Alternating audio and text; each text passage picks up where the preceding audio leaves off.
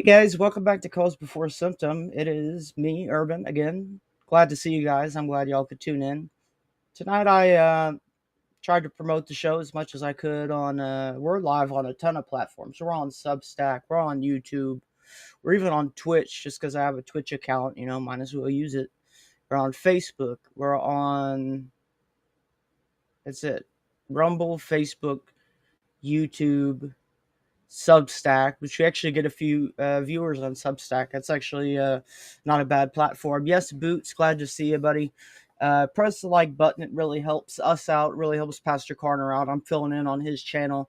If you're on my channel, give me a like. If you're on Rumble, give Pastor Carter a like. It helps me because Pastor Carter's been a great friend to me. And he's allowed me to come and use his channel, which is, that's something that takes a lot of trust to do, and he's given me that trust, and I'm very thankful to him just for the friendship that he's given me.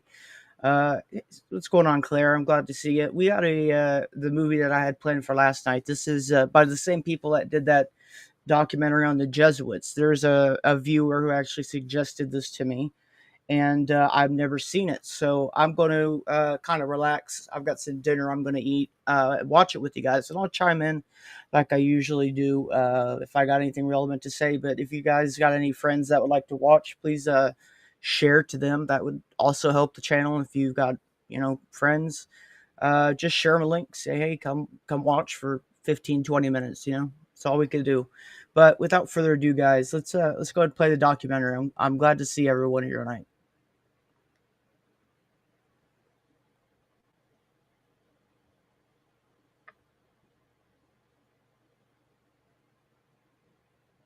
Children are so innocent, they don't know about adults molesting them. Their world to them is safe until somebody shows them differently. And then someone comes along and steals their innocence. Mine was stolen in the home.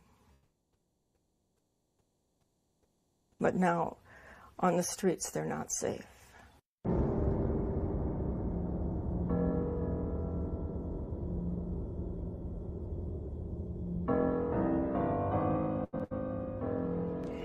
How old were you when you met Dr. Alfred Kinsey?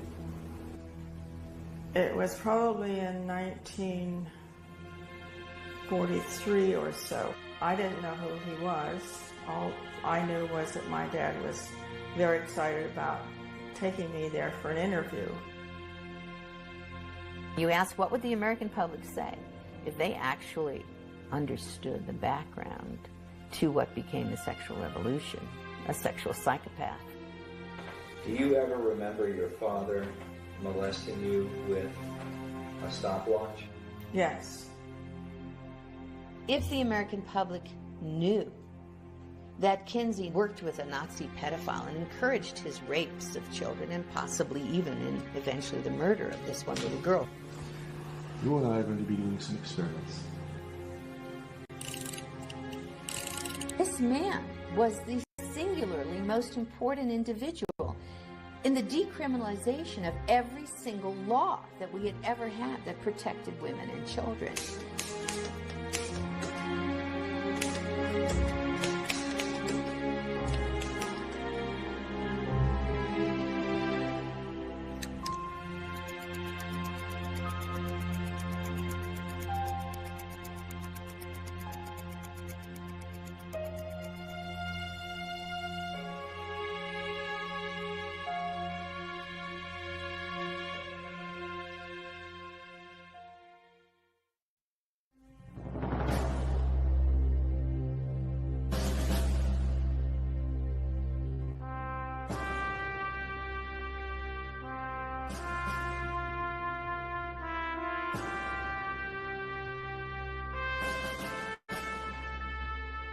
When America was founded, it said that our values were based on the Judeo-Christian teachings of the Bible. Andrew Jackson once said, "That book is the rock on which our republic rests." But through the 20th century, the view of America as a Christian nation has been hotly debated. Whatever we once were, we are no longer a Christian nation. This nation was founded primarily on Christian principles. Which claim should Americans believe? And by what standard do we determine the moral compass for what is right and wrong in our society?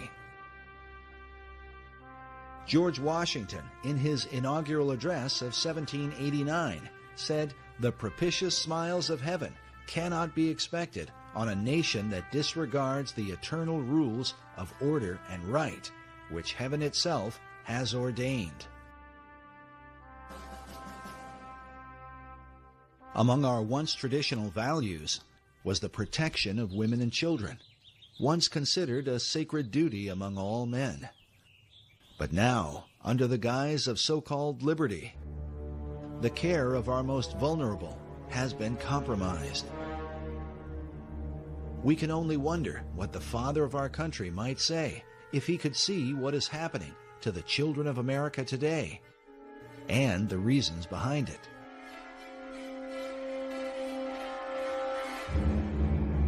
Many of America's children are disappearing. According to the Office of Juvenile Justice, a child goes missing every 40 seconds in the United States. While many of these children are recovered, it is estimated that more than 58,000 of them are abducted by non-family members each year. Parents are continually in fear for their child's safety, even in front of their own home. Predators seem to roam the streets of America like never before, searching for prey to carry out their unthinkable desires. Many of our laws are named after raped and murdered children, whose memories echo through our courts crying for justice. But still, the problem only seems to get worse. And we also see in a lot of these kidnapping and death cases recently by sex offenders that your child can be lost in just an instant. The faces of children who have been lost continue to haunt us as a society, while watching their parents grieve has become part of a national nightmare. Meanwhile, the images of the sex offenders, the men responsible for these horrors, fills us with fear and loathing. And if a child survives their abuse, they often lead troubled lives, haunted by the memory of what they've endured.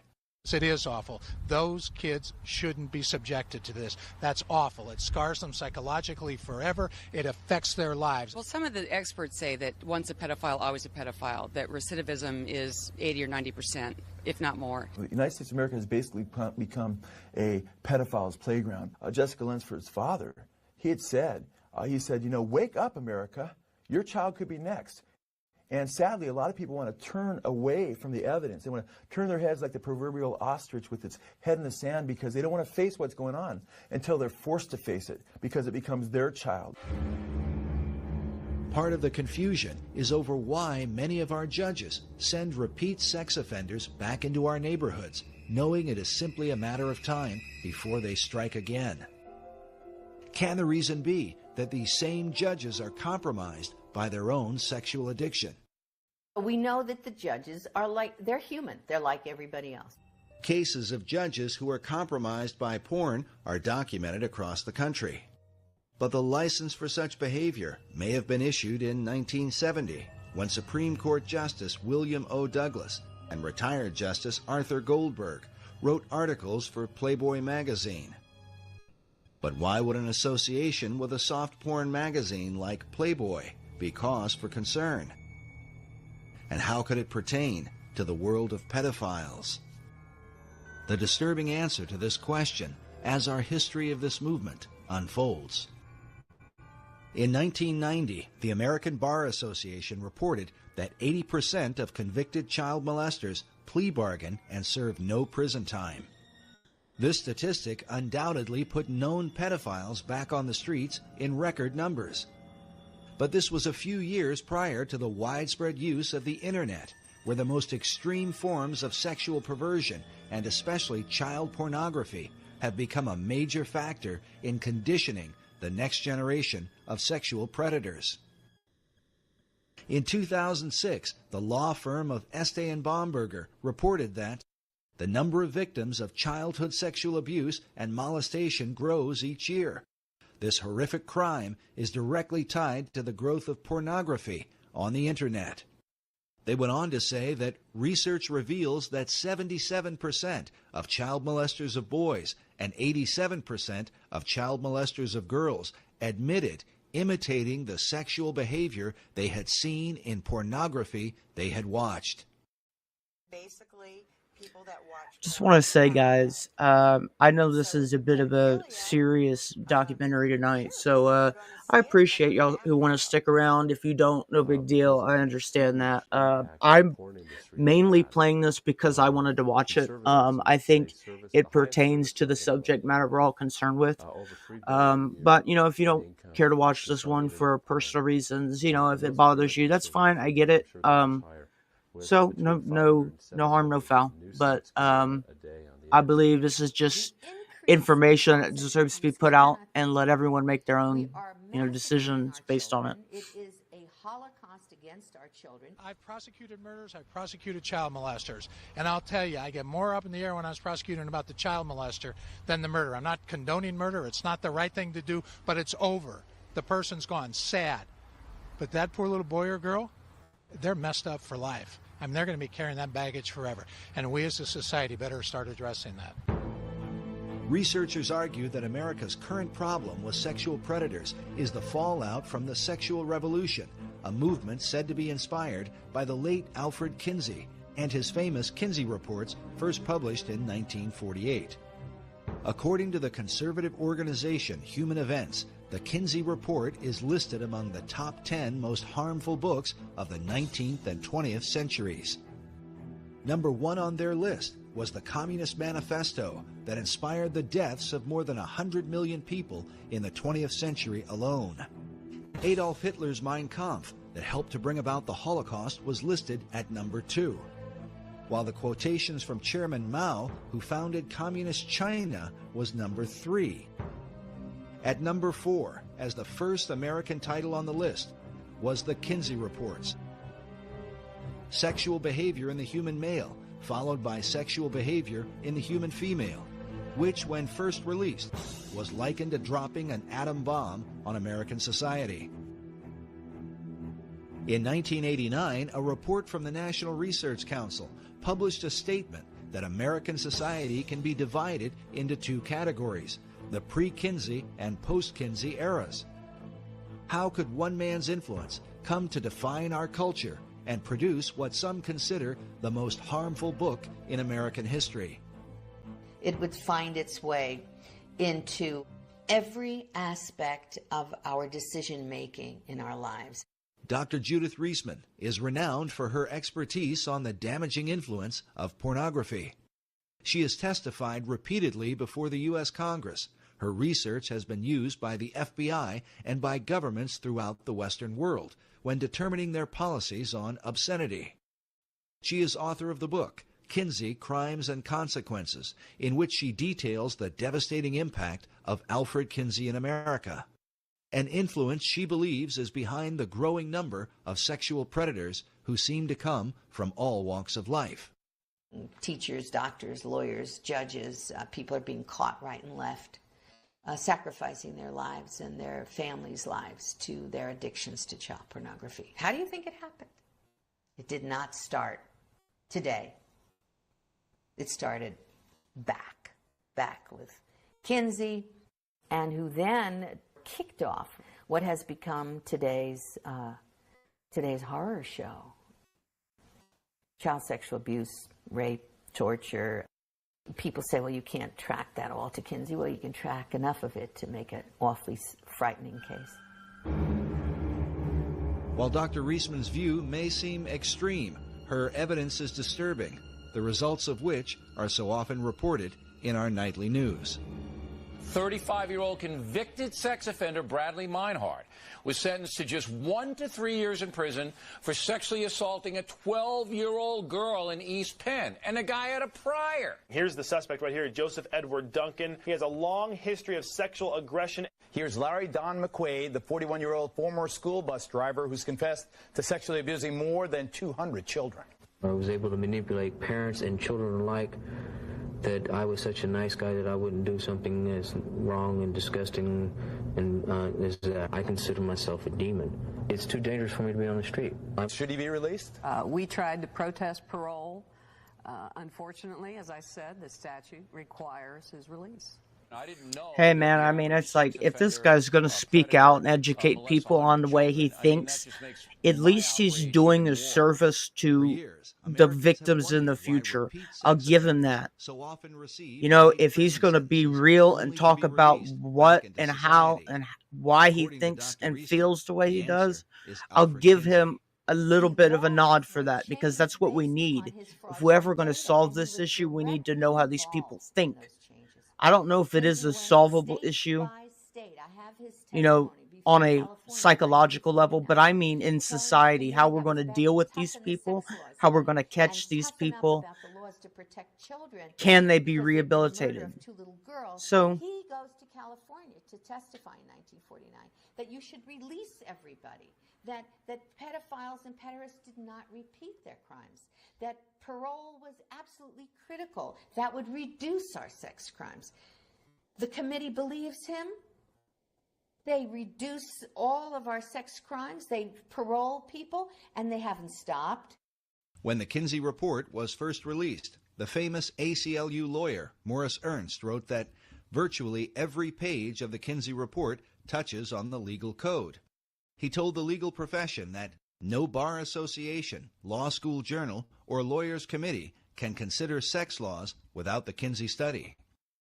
According to Westlaw, the most widely used legal database, between the years 1982 to 2000, there were approximately 650 citations to Alfred Kinsey.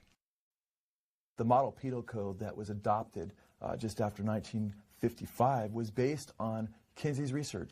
This is a flow chart I put together to describe how the Kinsey research gutted American laws. Through the American Law Institute, ALI, the American Law Institute Model Penal Code, 1955. That was where protections were then removed for women and children from American law system. The U.S. justice system from 1948 to today, that's what this is about. After publishing his reports, Kinsey traveled the country, giving lectures at universities and testifying before lawmakers. He was received as the leading scientific expert in the world on human sexuality. In particular, he discussed laws concerning sex offenders and the education of children. Of children, he said 100% are orgasmic from birth. Therefore, children can benefit from sex with adults and even incest, which is illegal. So we need to lower the age of consent. He was working toward making everything legal, but that's all right. Children need early explicit school sex education since they're sexual from birth, which was illegal at the time. Now it's everywhere. They need masturbation and hetero and homosexual acts to be taught to them, which was illegal, and now it's being taught. And about parole, Kinsey said that sex offenders rarely repeat sex crimes. Therefore, all sex offenders should be paroled, which is exactly what started to take place. Part of Kinsey's defense of pedophiles was that children were not really harmed by sexual contact with adults. Therefore, it made no sense to incarcerate pedophiles for lengthy prison terms. 1950, Rockefeller funded the American Law Institute Model Penal Code. 1952, a Harvard Law Review called for a code to change our sex laws in accordance with what Kinsey had objectively found. And then in 1955, the code was created and sent out to all legislators in the country via these important people, judge, lawyers, sociologists, lawyers, and so forth. And from there, that went, the ALI model, the sex offenses section, sent to states all over the country, adopted all or in part beginning in 1956 here and moving on to Illinois, to Minnesota, and so forth, and all other states of the Union. As Dr. Reisman noted, the Model Penal Code was financed by the Rockefeller Foundation. Not coincidentally, the Rockefeller Foundation also financed the research of Alfred Kinsey. In the 1950s, a congressional committee was formed under Congressman B. Carroll Reese to investigate the influence of the large tax-exempt foundations, including Rockefeller. There was a huge concern at the time in the 1950s that the foundations were now being run by people with a strikingly strident, a libertarian or liberal agenda, which resisted and resented the Judeo-Christian way of life. The late Norman Dodd was the director of research for the Reese Committee. In an interview recorded shortly before his death, Dodd stated that part of what the committee had learned was that the objective of the great foundations was to remove America from the values on which she was built, and to do so through the education system. What we had uncovered was the determination of these large endowed foundations, this Carnegie Endowment story and the Ford Foundation and the Guggenheim and the Rockefeller Foundation, all working in harmony toward the control of education in the United States. Dodd's testimony becomes an important issue when considering the direct impact of Kinsey's research on sex education in America. While the Reese Committee investigated many programs funded by the foundations, when it came to Kinsey's research, they were vehemently opposed by the late Congressman Wayne Hayes. That's established quite well in Renee Wormser's book on foundations, their power and influence, a book that no American who wants to understand what happened to our country should be without. Renee Wormser was the lawyer for the Reese Committee. In his book, Wormser writes that the committee had dug up some significant material about foundation support of the Kinsey projects. This brought Mr. Hayes into a steaming rage, he says, and he asked to see our entire Kinsey file. It was produced for him, and he angrily declared to Mr. Dodd that we were to go no further with this particular investigation, contending that every member of Congress would be against our doing so. Mr. Hayes stated emphatically to Mr. Dodd that he would oppose any further appropriation to our committee unless the Kinsey investigation were dropped. Wormser writes that as a result, the valuable material in our Kinsey file never saw the light of day. What was it in the Kinsey file that provoked such a response from a U.S. congressman? As we move forward, consider that the Kinsey data was partly paid for by the American taxpayers, who continue to fund the Kinsey Institute to this day. There's more going on in that institute. They have covered up so much. Some believe that if Kinsey's research had been exposed in the 1950s, the information might have sparked a second American Revolution.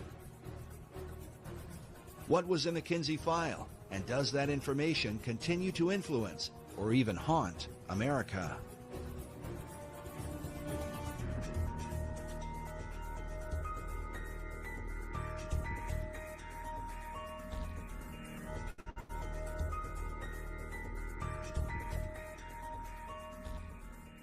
Through the 1930s and 40s, Alfred Kinsey conducted thousands of interviews with both men and women, taking, as he called it, their sexual histories.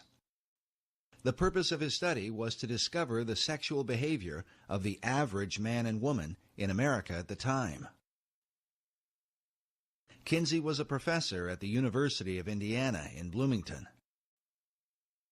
Despite his Christian upbringing, he would come to reject the Judeo-Christian belief of his family in favor of Darwinian philosophy, accepting the idea that man is simply a more highly evolved animal.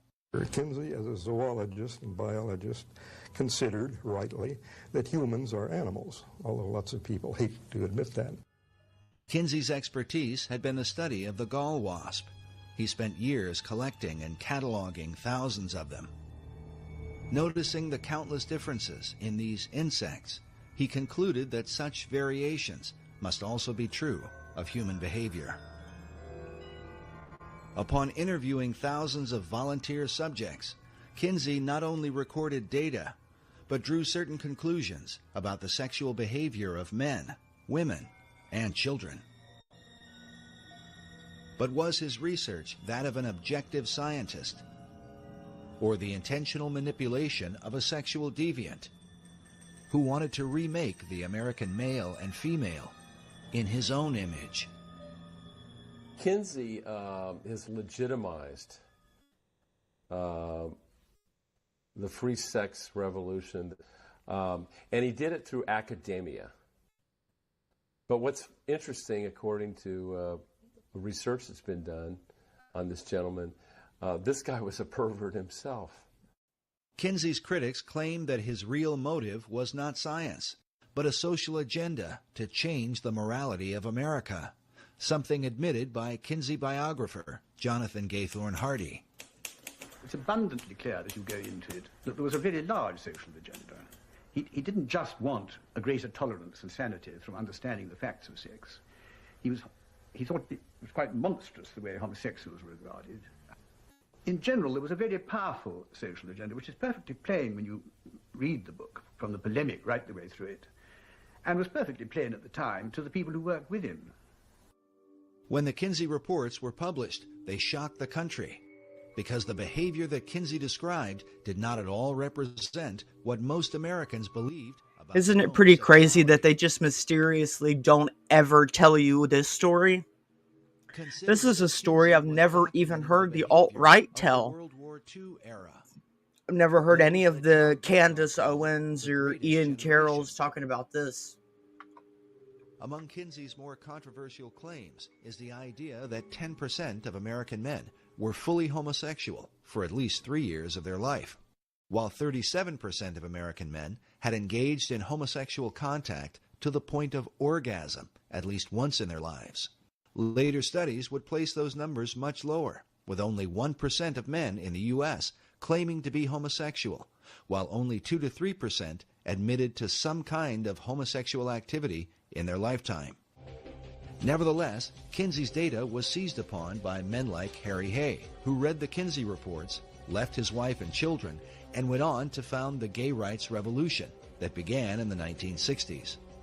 To this day, the gay rights movement is largely based on Kinsey's data.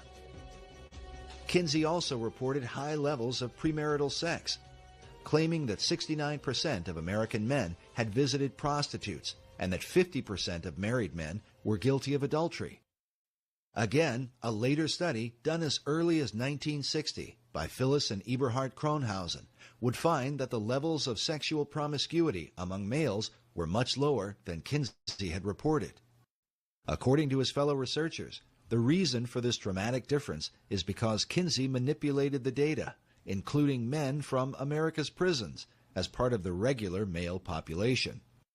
He wrote that he found 1,300 to 1,400 sex offenders that he used as his normal male population. What? In addition to the convicted sex offenders, Kinsey included regular prisoners who were serving time for other offenses, along with 199 sexual psychopaths, all mixed together as part of the regular male population and presented to the American people as the average American male. In this interview for the documentary titled 1 in 10, listen as Paul Gephardt, who was one of Kinsey's co-authors and a member of his original team, admits to the high percentage of prisoners and their impact on Kinsey's data. With these poorer, lower educational level samples. And when I say poorer, they had, for example, 55% were prison. 55% were prison.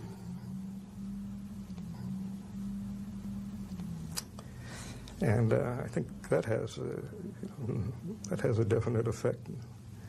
We know we didn't have enough non-prison people to do much of a comparison, but he didn't do a comparison. He simply took the prison people he got and used them with that less than college educated sample. But the trouble was, by, you might say, emphasizing the less than college educated sample, he introduced a lot of errors into the data.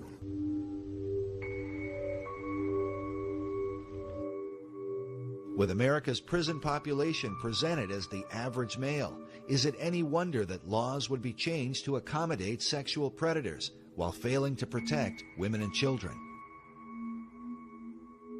To create high levels of homosexual activity, Kinsey also went into Chicago's underground, into gay bars and homosexual bathhouses, and incorporated the radically gay population into his regular male data, along with bootleggers, gamblers, male prostitutes, ne'er-do-wells, pimps, thieves, and hold-up men.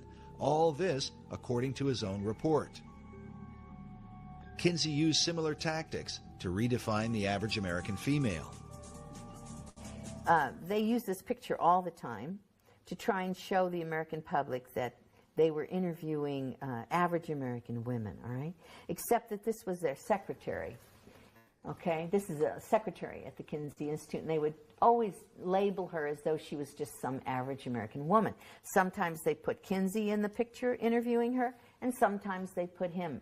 And now, after I exposed that in one of my books, the Kinsey Institute has now admitted on its website, you know, they give the name of her so it doesn't look as though they're trying to phony the thing.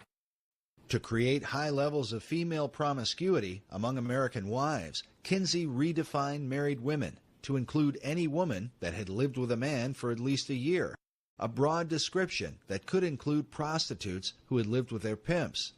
In fact, prostitutes were a subculture that Kinsey specifically sought out, mixing them in with the regular female population.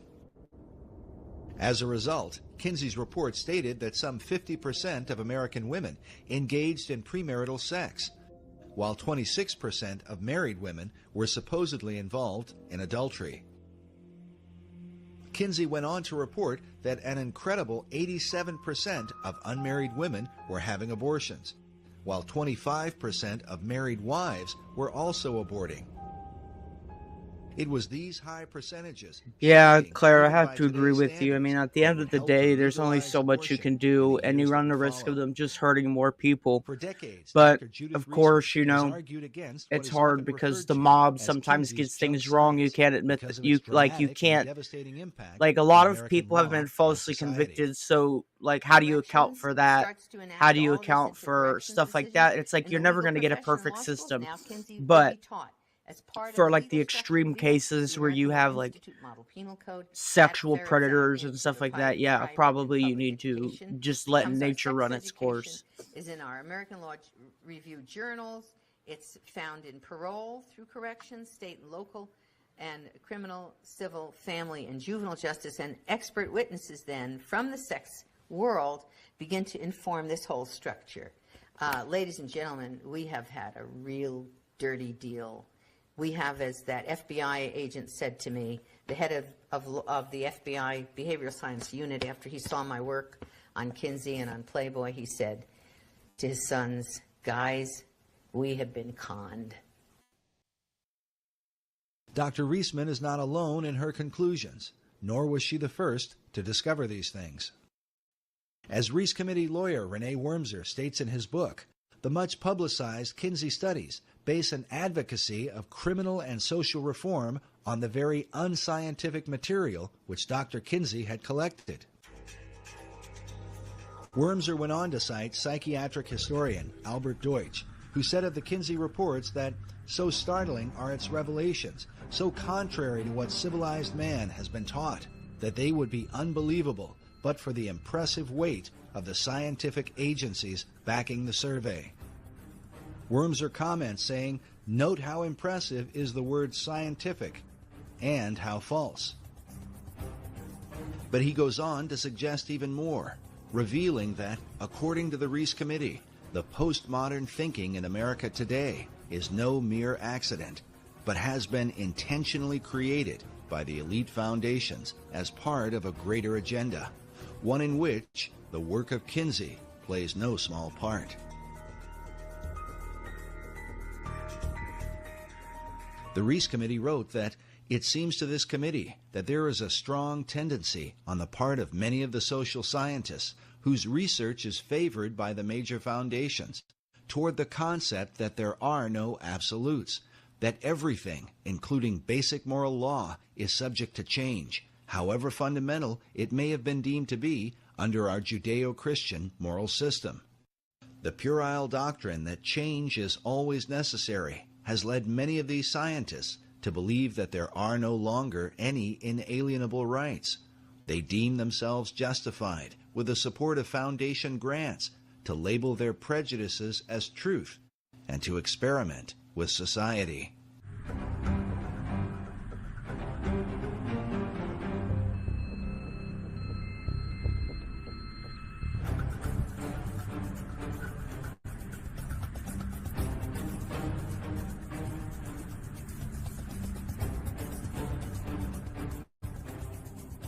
By far, the most disturbing evidence against the Kinsey reports is the information pertaining to the sexual behavior of children.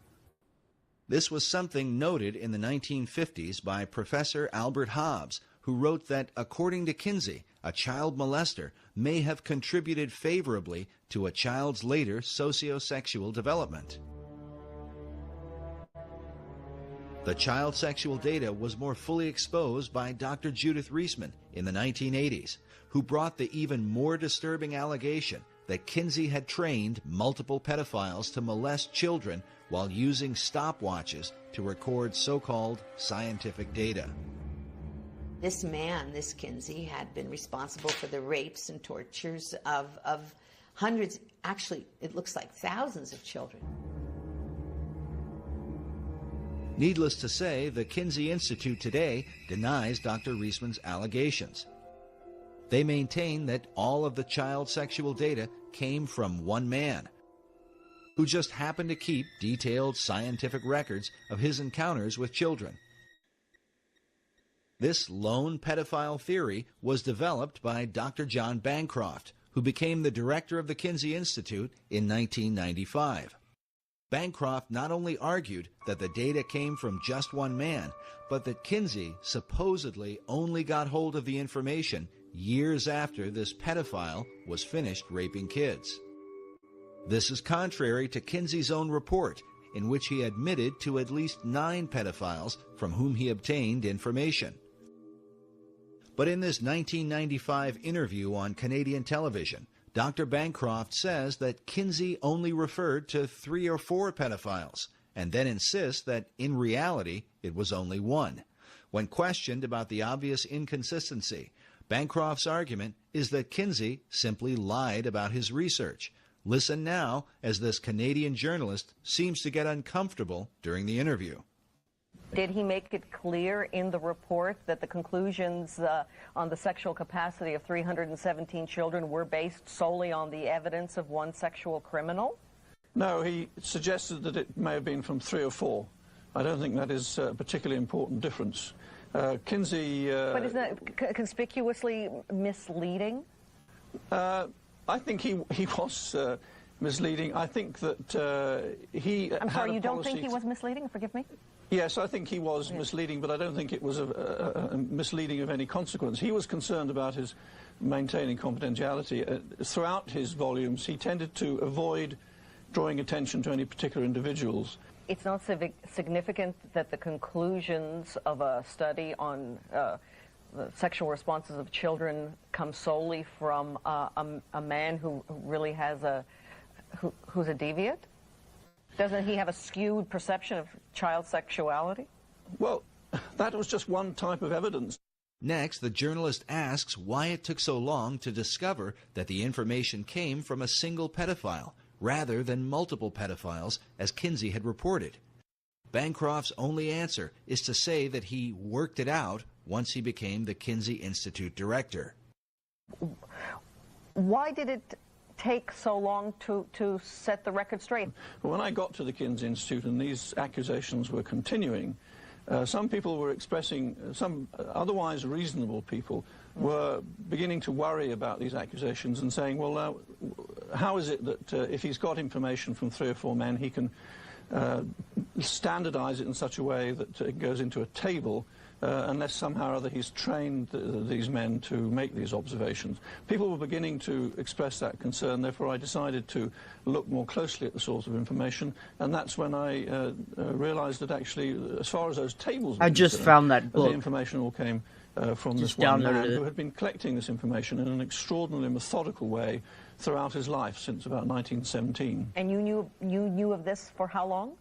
That it was that Kinsey was misleading in this?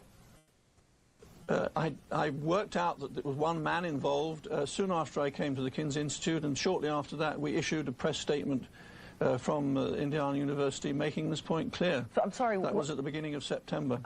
What the criticism is also, and it's significant, is that Alfred Kinsey was guilty of academic dishonesty, and if the Institute if the Institute would have been more forthright, the people from the political and religious right wouldn't have the kind of ammunition that they now have to try to not only discredit Kinsey, but the teaching of sex education in schools. There is no reason to say that Kinsey has been dishonest.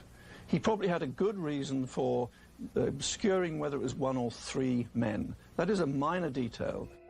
The minor detail of Kinsey's data may have had a major impact on America's children, especially when one considers that now, decades later, 1 in 4 teenage girls are currently infected with some kind of sexually transmitted disease. And according to the White House Office of National AIDS Policy, in the U.S., it is estimated that 2 young people, aged 13 to 25, are infected with HIV each hour. Is this the devastating fruit of Kinsey's sexual revolution? Furthermore, should Americans trust information about child sexuality from child molesters who were raping kids? As Dr. Bancroft has admitted, Kinsey's pedophile data directly impacts sex education in America. The specific findings about these children are totally irrelevant to modern sex education. But where did Kinsey get his information? Did it really come from just one man? The allegedly lone pedophile that Bancroft and the Kinsey Institute point to was known as Mr. Green in Kinsey's research. His real name was Rex King, a man who kept written diaries in which he claimed to have molested more than 800 children. You mean Joseph Mengele? Dr. Like Green? most pedophiles, King was never caught and never served a day in prison. The Kinsey Institute usually presents King as a man who simply kept meticulous records and mysteriously came into contact with Kinsey. The same idea was presented in the Hollywood film Kinsey, starring Liam Neeson. But what Kinsey supporters do not reveal is that Mr. Green had been personally trained by Kinsey's mentor, Dr. Robert Dickinson. Something admitted by Paul Gephardt in the 1998 British documentary, Kinsey's Pedophiles.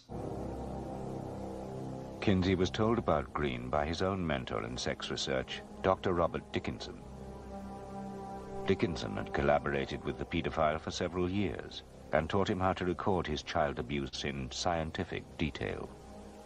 He told him how to measure things and time things, and encouraged him to, he knew he was going to do his ordinary behavior anyway. Dickinson couldn't have stopped him from being a pedophile. But he said, at least you ought to, do something scientific about it, so it won't be just your jollies, it'll be something worthwhile to science. So he gave him some training by letter and correspondence. Gephardt has also admitted that Mr. Green's child abuse data played an important role in the Kinsey Report's view of child sexuality. Gephardt said, Green contributed a fair amount to our knowledge and medicine's knowledge of sexuality in children. We made our point that children are sexual from birth.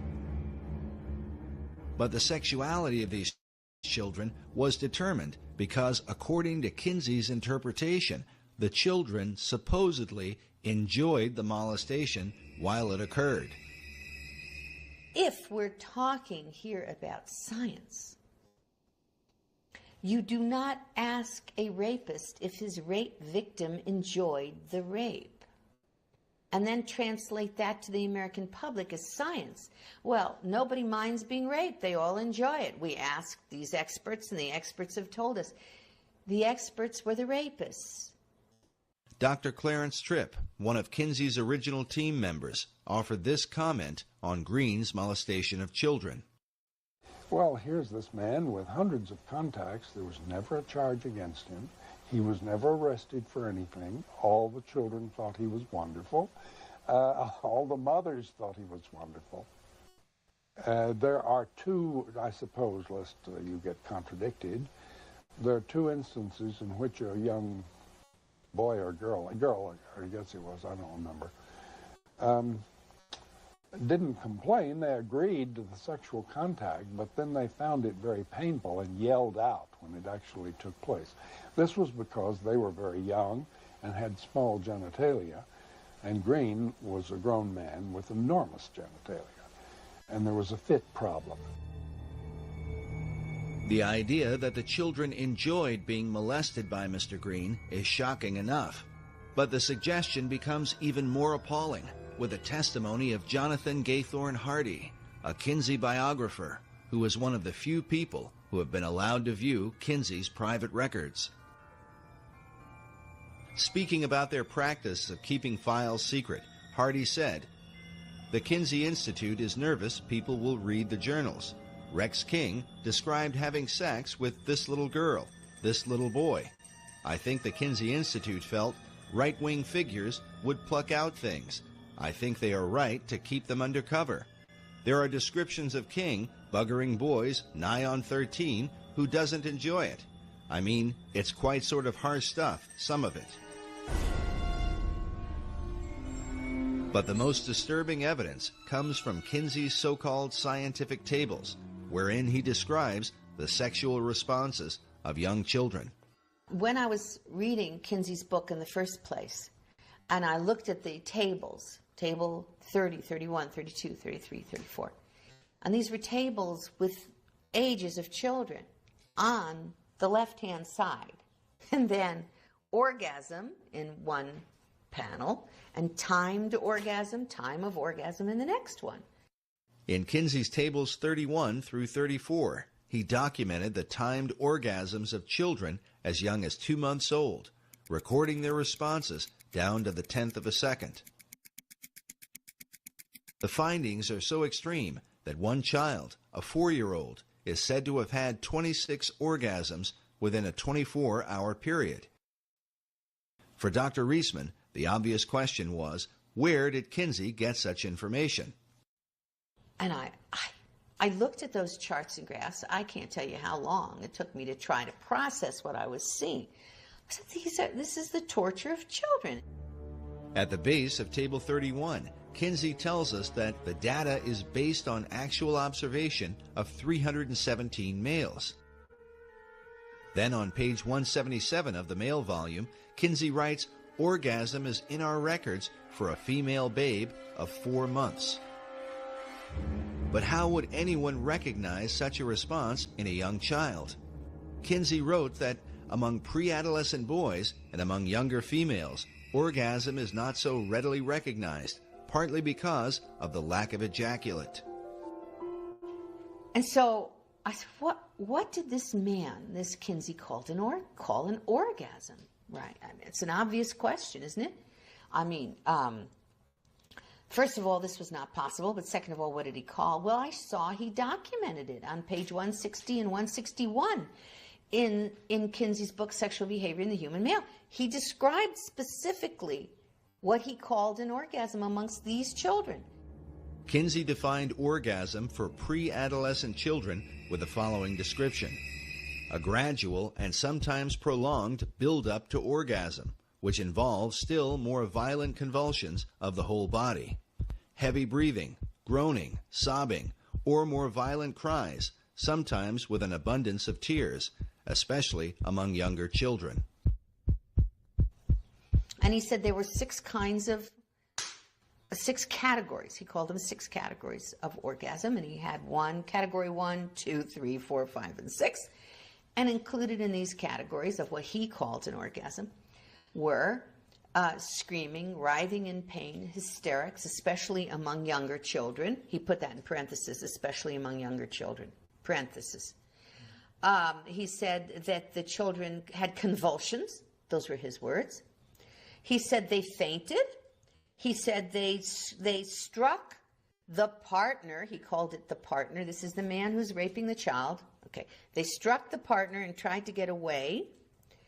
And he said that those were all examples for him of orgasm.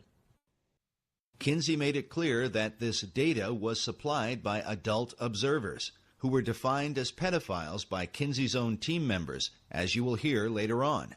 Kinsey wrote, "Some males suffer excruciating pain and may scream. The males in the present group, by which he meant pre-adolescent boys, become similarly hypersensitive before the arrival of actual orgasm, will fight away from the partner, and may make violent attempts to avoid climax, although, he said, they derive definite pleasure from the situation." Kinsey biographer James H. Jones was a 1998 Pulitzer Prize finalist for his biography on Kinsey. In the Yorkshire documentary, Jones had this to say about Kinsey's description of child orgasm.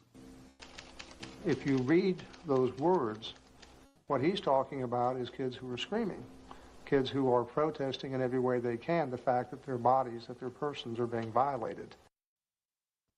At that point, reading that, I said, the only person who could write that would be, number one, a pedophile or a pederast, because these were boys, was homosexual abuse of boys, and a sadomasochist. That is, the only human being in the world who can they gotta wait to the end for the grand surprise. I don't know either. People throwing Probably up, in his having own hell. fainting, These screaming, people always crying. die in a hell of their own The only making. person who could do that is someone who experienced that themselves.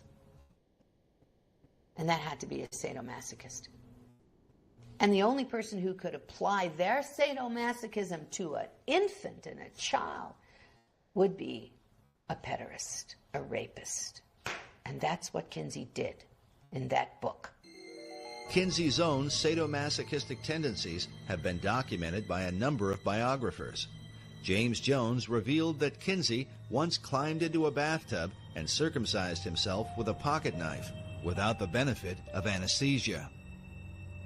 Another account of Kinsey's extreme self-abuse came about when his research was under investigation. Jones reports that after the Rockefeller Foundation withdrew his funding, Kinsey went to a basement, tied one end of a rope to an exposed ceiling pipe and the other end around his scrotum, then stood on a chair and jumped off. The abuse that he inflicted on his organs, on his sexual organs, were very directly identified in his death. That was orchitis. That was a serious inflammation and disease that he inflicted upon himself that was basically involved in his final death. Now, the attempt to claim that Kinsey died of a heart attack is a perfectly reasonable thing to try to do. It's kind of embarrassing to say that the father of the entire sexual revolution, who has trained all of our sex educators in the United States of America basically, died because he had so abused himself doing the activity that they tell everybody is okay, that he died of this terrible and very painful experience. If Kinsey's abuse had only been inflicted upon himself, his critics might be less likely to accuse him. But his abuse extended to children, the most precious members of our society. In this image, Kinsey seems to take a demented sort of glee in showing these young children a film of two porcupines engaged in a sexual act. He seems oblivious to the confused and even disturbed looks on the faces of these children. Was it this same lack of concern that enabled Kinsey to support and even encourage the most depraved sexual criminals? The evidence shows that Kinsey was not content to work with merely one pedophile, don't get me wrong. as Dr. Bancroft and the Kinsey Institute claim. Sick, but following the example check of that his point mentor, again. Dr. This Robert whole thing Dickinson, is that Kinsey is set out to trained, his own predators, literally trained all of the about sex what ed can in only this be called country. the Why do you sexual think all torment these of people are children. doing what they're doing to themselves now?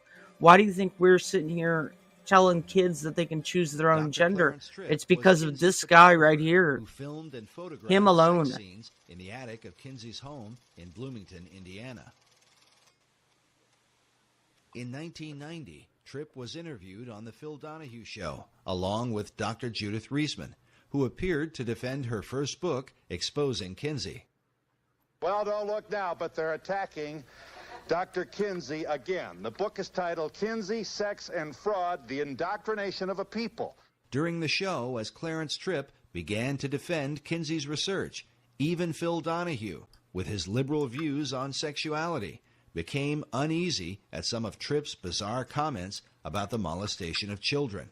We should say that you are the author of The Homosexual Matrix, a book which got quite a positive response from... I want to agree with Reisman on one point. I think we really ought to talk about the child stuff before we mix in the Right, well, make your point, homosexual stuff. You know, we really shouldn't go too fast there. We want to savor that because it is wonderful. It's so delicious what she says. I want to draw you a picture of the image. The image is that the world-famous sex researchers, or Dr. Kinsey alone, it's not quite clear, are in a room, and they hover over a young child, less than a year old, and with their fingers or a feather, that's not quite clear, they tickle the genitalia and bring this kid to orgasm, who is screaming and hollering and possibly held down by chains. And drugged. It's all too glorious. Well, make your point. I hope that you don't. You're being sarcastic, but I want to make sure. I didn't mean to be sarcastic. You're saying this isn't true, that Dr. Kinsey or his colleagues did not. This is the man who was with me on Donahue saying, you got to stay with this. It's delicious what she says about what they were doing to the children. Dr. Reisman refused to go on Donahue unless he would agree to show Kinsey's tables, where the child sex abuse data is presented. Despite knowing about these tables, Donahue repeatedly insisted that no proof existed of child abuse in Kinsey's research. Nevertheless, he did show the data to his audience. Well, we're going to show. There. Now, Now, what is the point? You What is tell your me point? what is the point. 5 months old. What is it? I can hardly read it. What's next to that? Number of orgasms. Oh, number of orgasms. 3. Go down to Yeah, the this woman's a real hero. You see She the took it in there and said, look, I'm going to make There, you see that this guy's a sicko. I don't blame her. 26 orgasms in 24 hours. Tell me, Phil. Tell me, Phil. Does a baby sleep? Tell me, Phil. Tell me, Phil. Does a baby sleep? Tell me if this is scientific. A baby sleeps for 8 hours? And You tell me how you get 26 orgasms for 24 hours. We've got to be able to get a word in edgewise. Just a minute. Sounds like a guest for the Donahue show. And you know what Gebhardt said to me? You know what Dr. Gebhardt What'd he say? He wrote me a letter, which I wish you had up there too, in which he said that oral and manual techniques were used on the children. Now, Phil, I'm going to say that once more. I'm going to say that once more. And if I'm wrong, let them sue me. He said oral and manual techniques were used on those children. The letter that Dr. Reisman refers to was written by Paul Gebhardt on March 11, 1981, in which he attempted to explain where the child sexual data came from. In this letter, he admits No, you're that thinking of multiple Freud. pedophiles were That's used Sigmund in Freud. collecting This is a different information guy. for the Kinsey reports. Gebhardt writes, "Since sexual experimentation with human infants and children is illegal, we have had to depend upon other sources. Some of these were parents. A few were nursery school owners or teachers. Others were homosexual males interested in older but still prepubertal children. One was a man who had numerous sexual contacts with male and female infants and children, and being of a scientific bent, kept detailed records of each encounter." Gebhardt went on to say that some of these sources have added to their written or verbal reports photographs, and in a few instances, cinema. The techniques involved were self-masturbation by the child, child-child sex play, and adult-child contacts, chiefly manual or oral. Gephardt's letter clearly refutes the lone pedophile theory of Dr. John Bancroft, but fits in perfectly with what Kinsey documented in sexual behavior in the human male. Gephardt's mention that photographs and cinema were sent to Kinsey also explains the discovery made by former Kinsey Institute director June Reinisch in 1984. This was Newsweek in '84 when June Reinisch said, that the Institute encourages visitors and so forth. And she says, what's her name, Reinisch says that she found a collection of child pornography so distasteful to Reinisch personally, she couldn't bear to look at it, all right? Now, she's not asking where that child pornography came from, right? But some of it was... Now, she found this at the Kinsey At the Kinsey Institute, yes. Yeah, at the Kinsey Institute. And John Bancroft, who wrote about Kinsey and supported Kinsey for years before he was hired as the head of the Kinsey Institute, right? Who was supposed to be an expert on Kinsey, which was why he was hired by the Kinsey Institute, now suddenly claims that everybody knew all along that these children were being raped by one pedophile. Well, he's the expert on Kinsey. Why didn't he ever write about it before he got hired? Why did he have to go into the Kinsey Institute to look into it if it's all laying out there? He knew that it wasn't a couple of pedophiles, which he said at one point. It wasn't one pedophile, which he said at another point. Kinsey said it was 9 pedophiles. That's what he wrote. And it certainly would have been at least 9, because we now know from Yorkshire Television that Kinsey was working with a group of pedophiles. There was also a pedophile organization in this country. They cooperated with us, and some of them who were not, of course, not incarcerated, they came and gave us information. Dr. Reisman believes the pedophile organization mentioned by Gephardt may have been the nucleus for what would become NAMBLA, the North American Man-Boy Love Association. While child molestation is a crime in any circumstance, the members of NAMBLA claim that their intentions are out of love for the children they molest. Yet this cover of a NAMBLA bulletin, which they called their back-to-school issue, paints quite a different picture. It shows a frightened boy cornered by 2 adult men who are about to force him into sexual contact, and is more consistent with the information found in the Kinsey reports, that children are in fact being raped and tormented by the pedophiles who prey upon them. To this day, NAMBLA looks to Alfred Kinsey as their inspiration, saying that gay liberationists in general, and boy lovers in particular, should know Kinsey's work and hold it dear. Implicit in Kinsey is the struggle we fight today. Well, there's a huge connection between Alfred Kinsey and NAMBLA. In fact, NAMBLA has relied upon Kinsey's research for years. Kinsey tried to make pedophilia seem acceptable.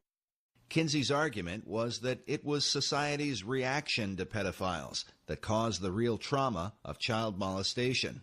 Members of NAMBLA will often refer to this quote from Sexual Behavior in the Human Female, where Kinsey wrote that when children are constantly warned by parents and teachers against contacts with adults, they are ready to become hysterical as soon as any older person approaches, or stops and speaks to them in the street, or fondles them. Some of the more experienced students of juvenile problems have come to believe that the emotional reactions of the parents, police officers, and other adults who discover that the child has had such a contact may disturb the child more seriously than the sexual contacts themselves. The current hysteria over sex offenders may very well have serious effects on the ability of many of these children to work out sexual adjustments some years later. In Kinsey's view, a lot of sex crime was really not crime at all. He seemed to worship sexual experience. I mean, he had a 24/7 obsession with sex long before he attained the position at Indiana University. So for him, all forms of sexual experience, to one degree or another, could have merit that were outside the pale of traditional morality. Many researchers have come to believe that it was this philosophy that allowed Kinsey and his team to communicate with active child molesters and even train them to record their abuse in a scientific manner. While the Kinsey Institute continues to deny this, further evidence is found from the testimony of Dr. Clarence Tripp on The Phil Donahue Show. Listen carefully as Tripp confirms that there were multiple pedophiles, not just one, and says that they were trained observers that used stopwatches.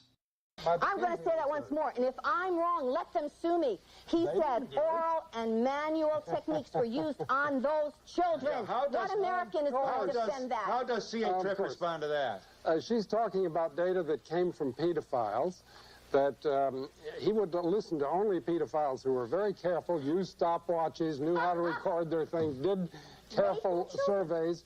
And these she resents very much, but they're very important. So he interviewed people who were known criminals. I assume, were they in prison at the time? Oh, certainly not. But they were, in her sense, criminals because they were pedophiles. But they were trained Oh, in her trained sense, observers. they were criminals because they were pedophiles. They're raping children and they're not criminals. You're going to defend Nobody that. was raping children. What they were What do you doing... call sexually, manually, and orally abusing a baby, and you're a bloody pedophile? We also have an interview that was a phone interview that I have a copy of. It's in my book, between Gebhard and Dr. Muir, who was my editor, in which Gebhard admits that they told the pedophiles to use stopwatches. The interview Dr. Reisman refers to took place on November 2nd, 1992, between Dr. Gordon Muir and Paul Gebhard. Dr. Muir also appeared on The Donahue Show as the editor of the book, Kinsey, Sex and Fraud. On the show, he confronted Clarence Tripp. And you're telling me that Kinsey came across in an interview sample of 5,300 people, he found pedophiles who had stopwatches, just happened to have stopwatches, just happened to have all that data handy? Some 2 years later, in a phone interview, Dr. Muir would pursue a similar line of questioning with Paul Gebhard, one of the original co-authors of the Kinsey reports, who succeeded Alfred Kinsey as the original director of the Kinsey Institute. Listen carefully how Gebhard admits that there were multiple pedophiles that he and Kinsey worked with, how they actually encouraged some of the adults to molest children, and that it was at the instruction of Kinsey and his team that they used stopwatches. Table 32. Yeah, the table's all right, but these all were done with stopwatches necessarily. It says below table 32, the legend says duration of stimulation before climax. Observations timed with second hand or stopwatch. So second hand or stopwatch. Okay, well that's, you refreshed my memory. I had no idea that it was used on that many. Well, my question to you is this. Who did that? Who did the timing? It was dependent on who it was. Most of it was done by one individual, a man with some scientific training, but not a known scientist. The other cases were done by parents at our suggestion. And let's see, then there were some that were done by a nursery school personnel. Was that at your suggestion too? Yes. When these people would report to us, they saw childhood sexual activity, we asked them to watch it and take notes, and if possible time it and report back to us. Some of the stimulation was clearly being done by adults themselves, isn't that correct? Yes, that was pedophiles. Or it was particularly one man, but there were several pedophiles that gave us data. But since they were all doing the same thing and reporting on the same thing and taking the same measurements, it looks like it was organized ahead of time. Is that right? No. No, we just simply asked anyone who had any data on childhood sexuality to tell us about it. Well, what about the cases then, which it says in the book, some of them were followed up for several years to make sure that true orgasm was involved. That looks like prospective planning there. Yeah, but not on our part. You mean pedophiles just took it upon themselves to do follow-up experiments to find out if true orgasms were involved? No. We had some... Try this again. At this stage of the interview, Gebhard engages in a bit of wordplay, but listen carefully as Dr. Muir gets to the point with him. Once we asked people about giving us their observations, we would ask them later, too.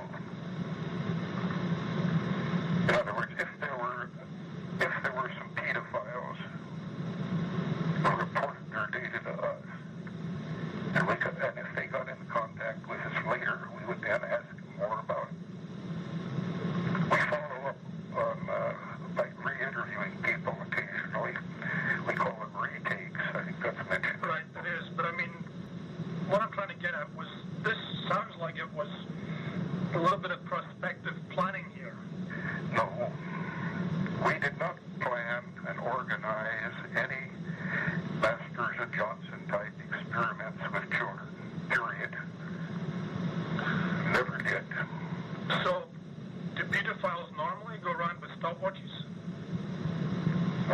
They do if we tell them that we're interested in it. This isn't a plan on our part. They do if we tell them that we're interested in it. Yeah, and people, I mean, they don't want to listen to this stuff because this is hard to listen to. It really is a hard documentary to listen to. But, I mean, if we're adults and we can't know that this is happening and educate ourselves, then what hope do children have?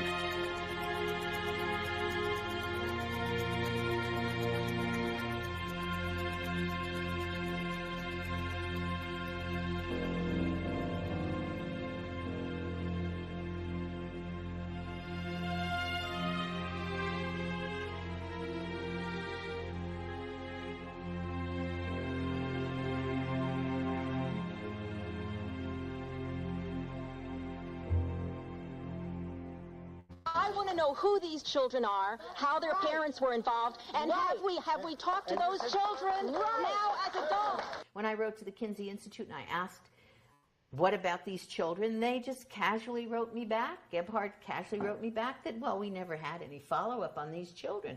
It was too expensive, he said, or just impossible. What does he mean there's never been a follow-up? You just talked about men who are raping children, at least 317 children. Now we're looking at, it comes up to maybe 2,035 at minimum, probably. The youngest 2 months of age, and you call yourselves, quote-unquote, scientists, and you've never even followed up. That's a lie. There's got to be some information, and if it was good information, if they had found out that these children were completely unharmed, lived fine lives, we would know about it. They would have passed that information on to us so fast. Many of the children abused by Kinsey's pedophiles probably had no idea that they were part of a government-sponsored study. Most likely living out their lives in suffering and confusion about what had happened to them. But when the Family Research Council released its documentary, The Children of Table 34, the haunting image of a stopwatch sparked the memory of a woman who calls herself Esther White. My grandfather molested me when I was around 4. And he never did again. But he went to Indiana University to get his teaching certificate. And he took biology while he was there. And so I'm assuming that he probably met Kinsey there because the whole university was involved in his research. As a child, Esther says she was taken by her father and grandfather to meet with Alfred Kinsey and to be interviewed by him. But the real purpose of that meeting would be a mystery for years to come. I didn't really I didn't connect it all until I read Judith Reisman's writings. Especially when it came to the video that she did where they showed a stopwatch. And that was the key. I realized, yes, that was what was going on. Now in her 70s, her desire is to remain as anonymous as possible out of consideration for her family. Esther White is her assumed name. How old were you when you met Dr. Alfred Kinsey? It was probably in 1943 or so, 43 or 44. I was born in 34. My father was very excited about taking me there to meet Dr. Kinsey. I didn't know who he was. All I knew was that my dad was very excited about taking me there for an interview. And he was instructing me that I was to be very nice to this man and answer him. He told me they would ask me about my family and whether I loved my family and so forth. So when we got there, it was at my grandfather's and great-grandmother's house. And Mr. Kinsey and his 2 colleagues were late in getting there because it was wintertime. And he was doing a seminar at Ohio State University. This was in Columbus, Ohio. And when he came, he was in very much of a rush because they were so late.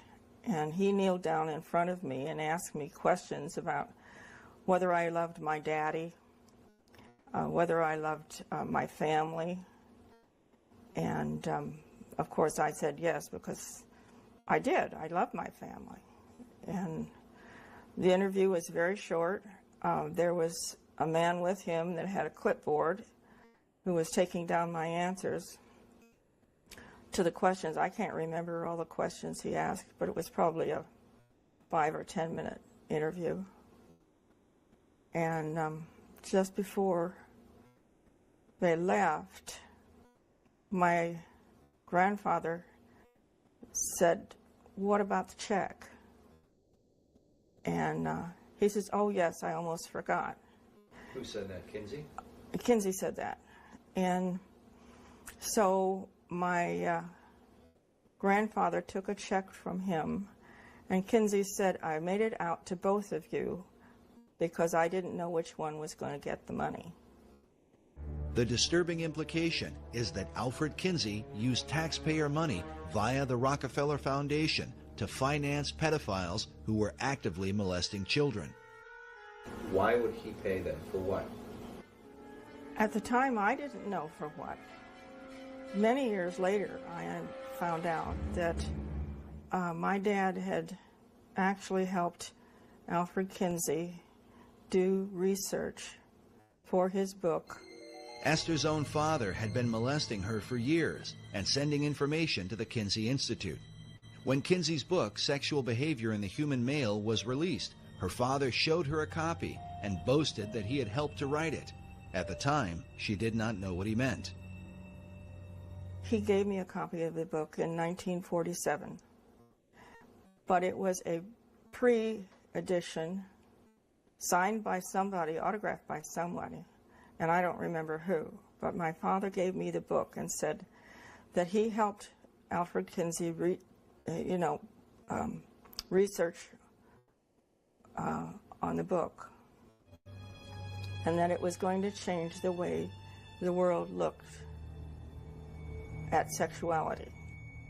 How old were you when your father first began to molest you? I was probably around 6, maybe 7. I couldn't tell you exactly. Do you ever remember your father molesting you with a stopwatch? Yes. And then would he record information? There were papers on the dresser, and I saw one of the papers one day, and it had a lot of questions on it. And there were little boxes to check those things off when those things were done. And it was talking about orgasm. I didn't know. So what this that reads word immediately meant, to me like MK at the Ultra time. And when I asked him sword. what I mean, that this word is meant, when I saw identical it on the to some of the paper, he grabbed things. the paper, put it in a brown envelope, and he said, So yeah, that these he are was like later sending this identical in. to the things that they do in MK Ultra Monarch programming. There's always like a family member involved. The family member is getting paid by someone affiliated with the government and some private, like they said here, taxpayer money. Usually is taxpayer money. And they'll run these tests on children. So there's J.R. Sweet. If you go and you search him up, Mormon Monarch. If you go and you look up Mormon Monarch, you'll find his site. And he's also on Rumble. He's done some interviews. J.R. Sweet. He said when he was a kid, they had to test for easily dissociative people, children. So they would take them back and they would show these children like a severed human hand in a box. And so the children who would scream were normal, Then the children who would not, they would kind of just snap out. You know, they would just go blank in the face. Those were deemed good to go. I mean, they were easily dissociative. They were prime candidates for MK Ultra, and that is probably one of the most down to earth explanations of how we can understand what they're looking for. That's what, you know, like, I think personally, I would probably go blank. I mean, that's just what comes to my mind. Like, if somebody just showed me a hand in a box, I would probably be going blank. I don't think I would overtly scream. You know, I think I would just kind of be like, "What the am I seeing?" So yeah, it's evil shit. And you're right, Claire. Tax money pays for all of the evil, done. I mean, they don't go to your roads. I mean, I'll tell you that right now, because the roads around here where I'm at, I work delivery, and so when I'm out delivering, the roads around here are horrible. So I don't know where that tax money's going. Another thing that's interesting is go look at the statutes. In each state, there are statutes against the ritual abuse of a minor, forcing minor to ingest human flesh, ritual abuse. And for some reason, in a vast majority of those, not just one state, I can tell you this is multiple states, have exempted government research projects. It says any state or federally funded research project is exempt from that statute. Why is that? So, yeah, I mean, come on, wake up, people. I don't listen, I don't really give a shit if the world is flat, square, rhombus, trapezoid, sphere. I don't care. I don't care about that. This is what people really need to be figuring out. They need to be figuring out that the government has exempted themselves from ritual abuse statutes, and they've got pedophiles writing the sex education. That's what people really need to be worried about, not the earth being flat. I don't care. I mean, I really don't care. I'd rather this be addressed first, and then we'll figure that out after this is fixed. I've been rambling here. I'll put the documentary back on.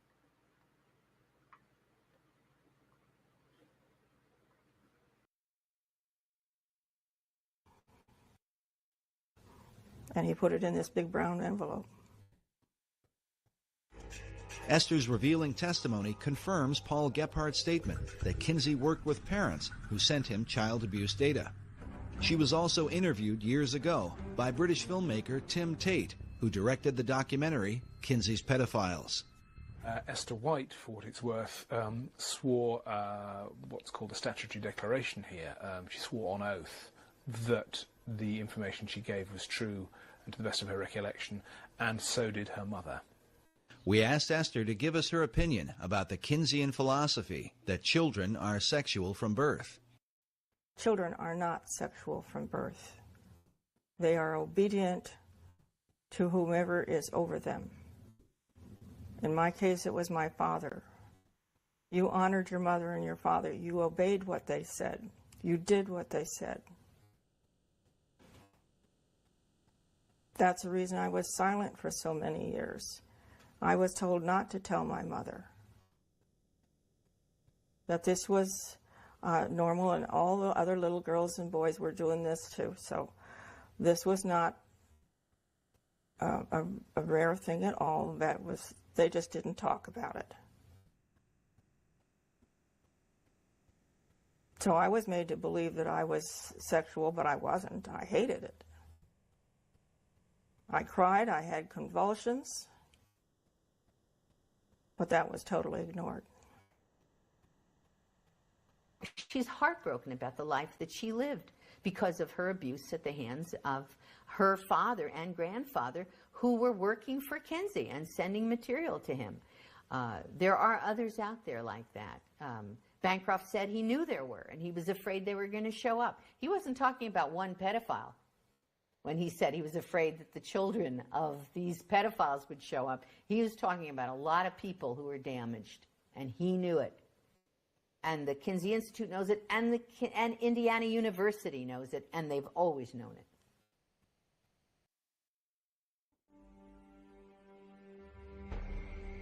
Kinsey would have done business with the devil if it helped her research, and this is true.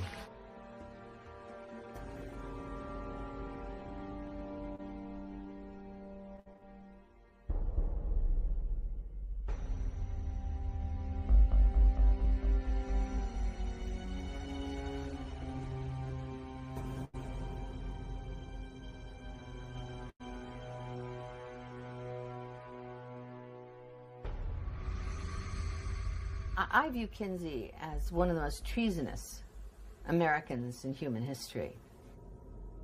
The charge of treason might sound a bit extreme, but the evidence shows that Kinsey's desire to document the most depraved sexual behavior led him to work with a man who seemed to personify evil itself, a Nazi pedophile named Dr. Fritz von Balusek.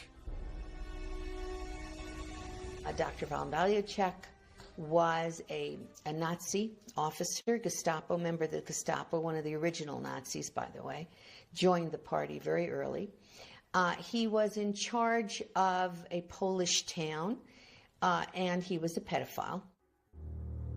Years after the war, von Balusek was arrested and put on trial for the murder of a 10-year-old girl who had been found naked and throttled on a piece of wasteland. The German authorities suspected von Balusek of the crime because the same girl had been listed among several hundred children he had raped, the details of which he had recorded in his pseudo-scientific diaries.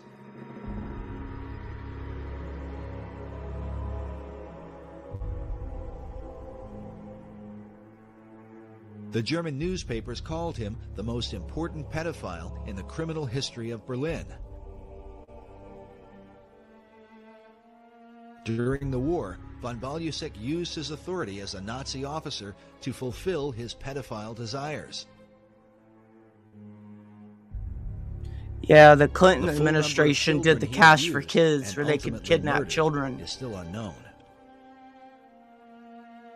Yeah, Trump is... here's the deal. I've talked to people... I'll pause it again real quick. Alright, I've talked to people who have... arrested, they claim for, been for rape molested of many children, by but Trump. also possible murder of a little girl. Yeah, I've talked to people who have claimed to be molested by Trump. They were threatened to not talk about it, but I definitely believe Trump is on the Epstein list, or he's a part of it. That's just my opinion. I think people really would be foolish not to consider that a businessman doing business with the mafia in New York, especially when you look at those videos, just the way he looks at young women. I mean, I don't really put it off of the, table. I think it's very possible. I could be wrong. Hope I'm wrong, but it seems like he's really, good on Israel, so we can only expect that they got a blackmail tape of him somewhere. But that's just my opinions. Everyone's entitled to their own opinions, but I just, that's what I think.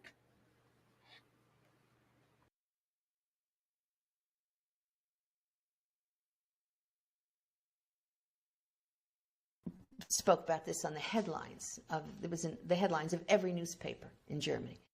During the war, von Balusek was the commandant of the Polish town of Jędrzejów. There he threatened the children with certain death if they refused his sexual desires. What he recorded in his diaries of how he treated these children was so criminal that during his trial, the judge cried out, quote, "This is no longer human."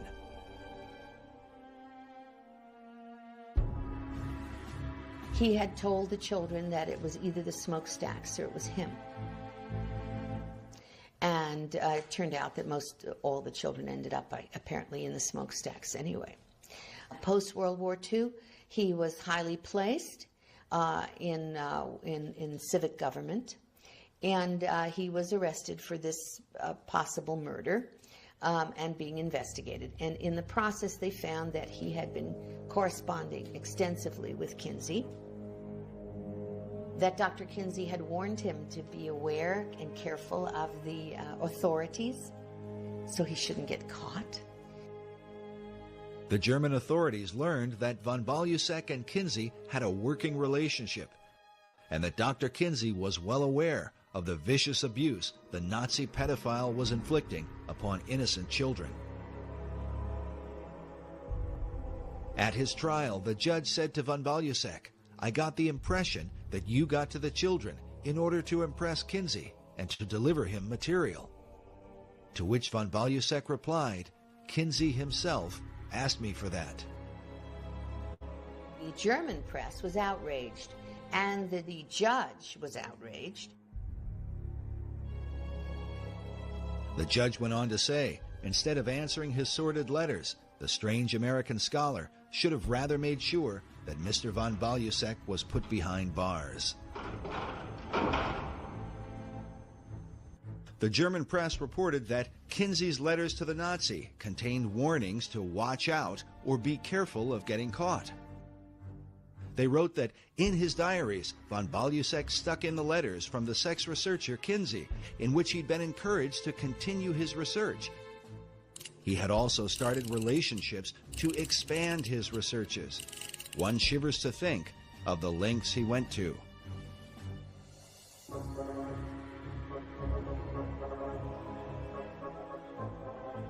At some point, the German authorities tried to get hold of information on von Balusek from the Kinsey Institute.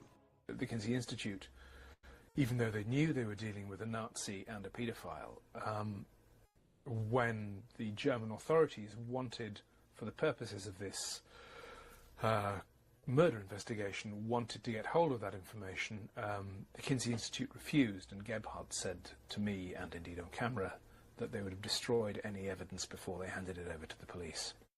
Paul Gebhardt said of this event that the FBI put pressure on Kinsey to reveal the guy's sexual diary. But Kinsey said, absolutely not.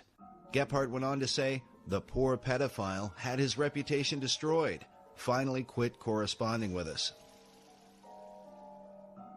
While German media documented the story heavily, the American press, under the powerful influence of the tax-exempt foundations, gave almost no attention to the story, even though Kinsey's research, which had turned the country upside down, was almost certainly based in part on the sexual abuse done by a Nazi pedophile during the Second World War.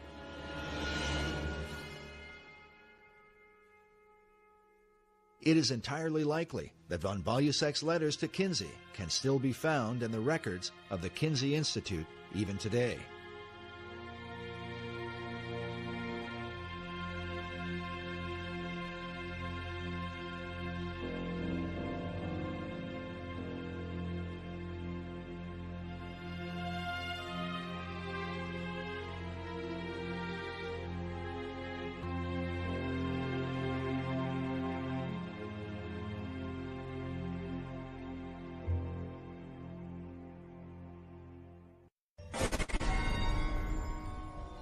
Kinsey's willingness to work with the devil, at one point, seemed to take on a very literal meaning.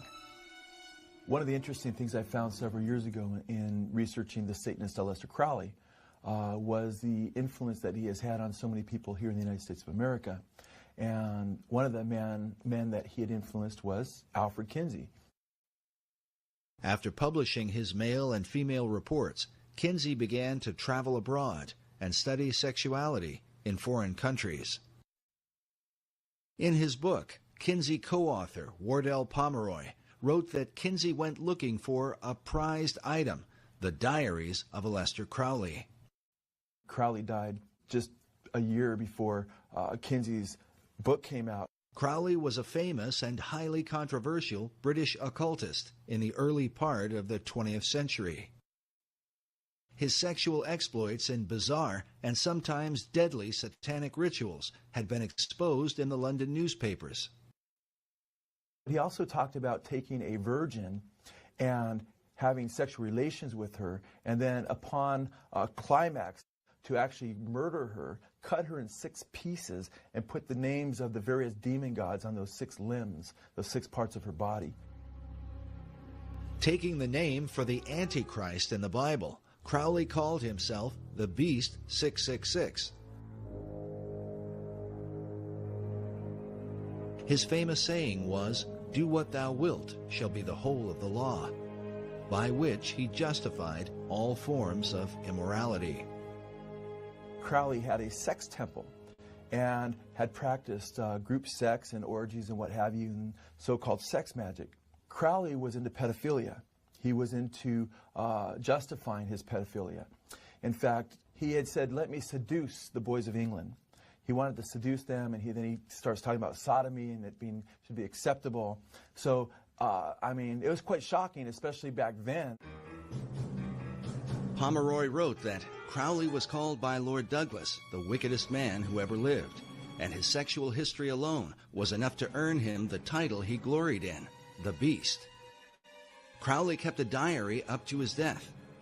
2 weeks after Kinsey tracked down these papers in England, he found himself in the temple that the Beast had founded in Sicily. Kinsey is pictured here inside Crowley's temple, known as the Abbey Thelema, where he performed his satanic rituals. On the wall is a picture of Crowley himself, while across from Kinsey is another man named Kenneth Anger. Anger was a close acquaintance who appeared in some of Kinsey's sex films, made in the attic of his Bloomington home. As an avant-garde filmmaker, Anger was deeply involved in the occult. He directed films with titles such as Lucifer Rising and The Invocation of My Demon Brother. Kenneth Anger is a co-founder of Anton LaVey's Church of Satan, and Kenneth Anger also was, had a penchant for younger men, for sure. Bobby Beausoleil was his live-in boyfriend. That's the same Bobby Beausoleil that committed the first murder, killing Hinman for Charles Manson. That was his live-in boyfriend. He played Lucifer in one of his occult movies that extolled the virtues of Aleister Crowley's magic and what have you. In this image from one of Anger's films, we see Bobby Beausoleil, who would later become one of Charles Manson's killers.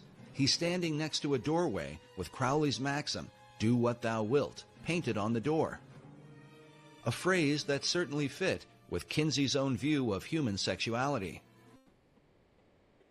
Pomeroy even admits that Kinsey loved Crowley's writings, including specifically mentioning some of his homosexual erotica. One of his books called White Stains. Kenneth Anger is quoted saying that Kinsey was obsessed with obtaining the Great Beast's day-to-day sex diaries. To obtain grant monies and maintain the support of the university, Kinsey needed the excuse of research to validate his 24 hours a day obsession with sex. However, Kinsey's battle cry of "do your best and let other people react as they will" seemed a variation on Crowley's "do what thou wilt" maxim.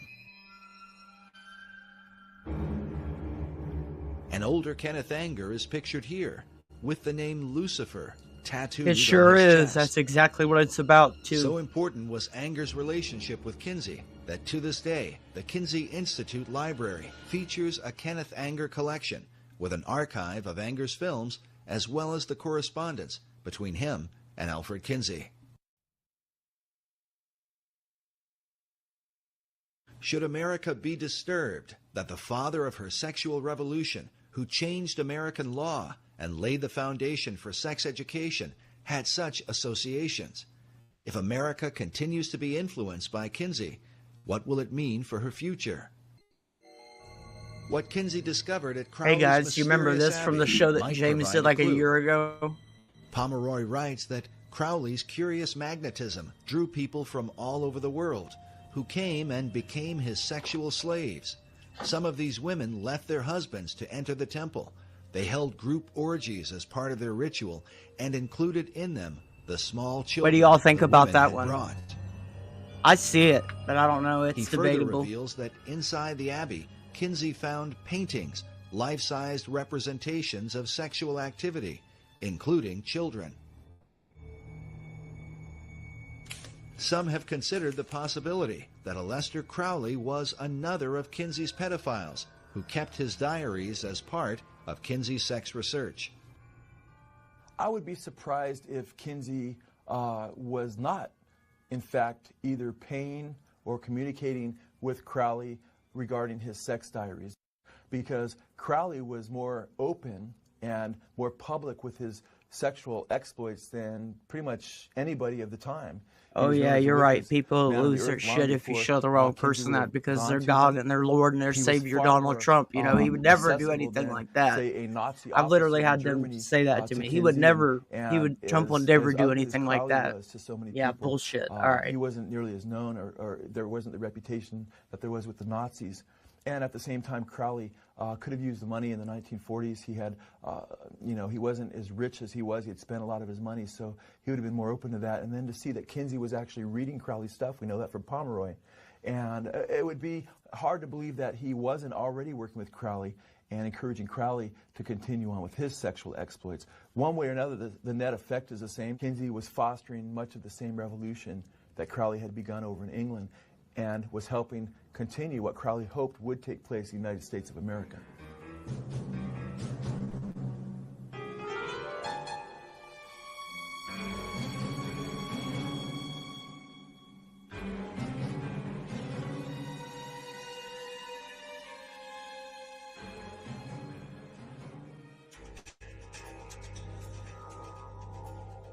Mass media seems to have always been on the side of Kinsey and his philosophy.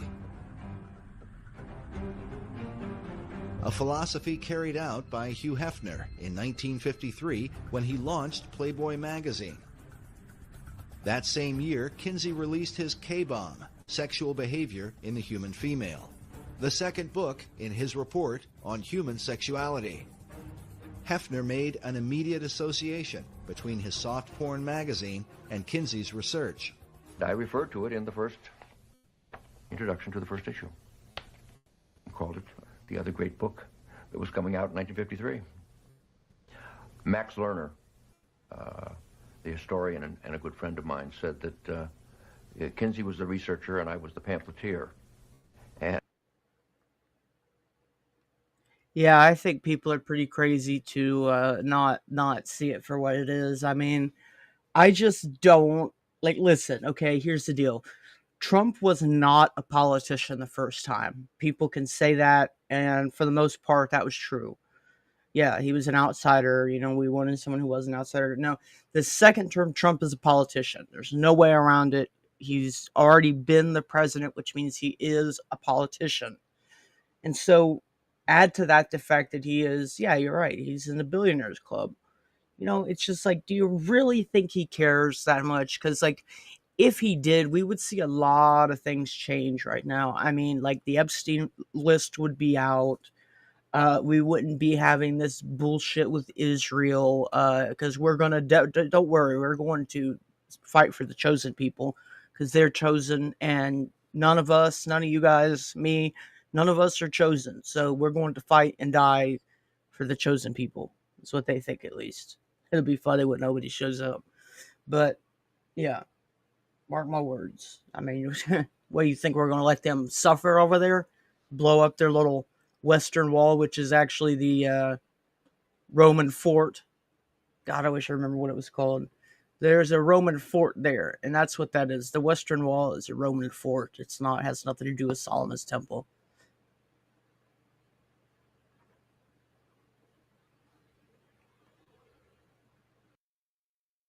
And it's an interesting way of looking at it. I certainly do think that in a very real way, the sexual revolution began in 1953, with the second book and the beginning of Playboy. Hugh Hefner had been under the influence of Kinseyan philosophy since the release of the male volume in 1948. He had even written about it in a college publication. I think you might have told me about that once. That's crazy. Small world, I guess. Half a century later, in Playboy's 50th anniversary issue, Hefner paid special tribute to Alfred Kinsey, celebrating the man who had helped him launch the sexual revolution. But Playboy represented more than just nude photos of the girl next door. According to Hefner, the magazine was, quote, a statement of rebellion without question. The first official Playboy playmate was named Janet Pilgrim, directly intended to mock America's Puritan heritage. In time, Hefner would publish the Playboy philosophy, a new morality for the post-Kinsey era. Just as Kinsey had gone all over the country, preaching the message of sexual reform, Hefner followed his example, giving speeches, appearing on talk shows, and speaking in public forums as the pamphleteer for Kinsey's sexual revolution. So what you're saying, Mr. Hefner, is that we should encourage premarital sexual relations? I think that we should encourage the notion that sex can be right and proper in marriage or out of marriage. In time, Hefner set up the Playboy Foundation, which became, quote, one of the major sources of income for the Kinsey Institute. But was Hefner's sexual revolution simply about giving consenting adults the right to alternative lifestyles? Or was there a hidden agenda within the pages of Playboy, one that would further the child sexual abuse also found in the Kinsey reports?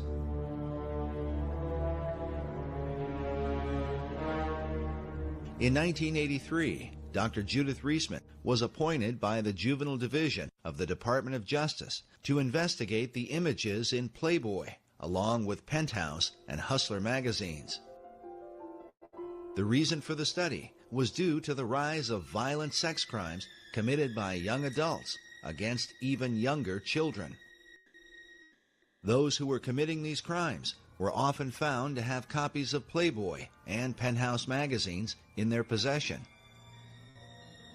But what could be in these magazines, often thought to be harmless, that would compel young teenage boys to commit violent sex crimes against other children?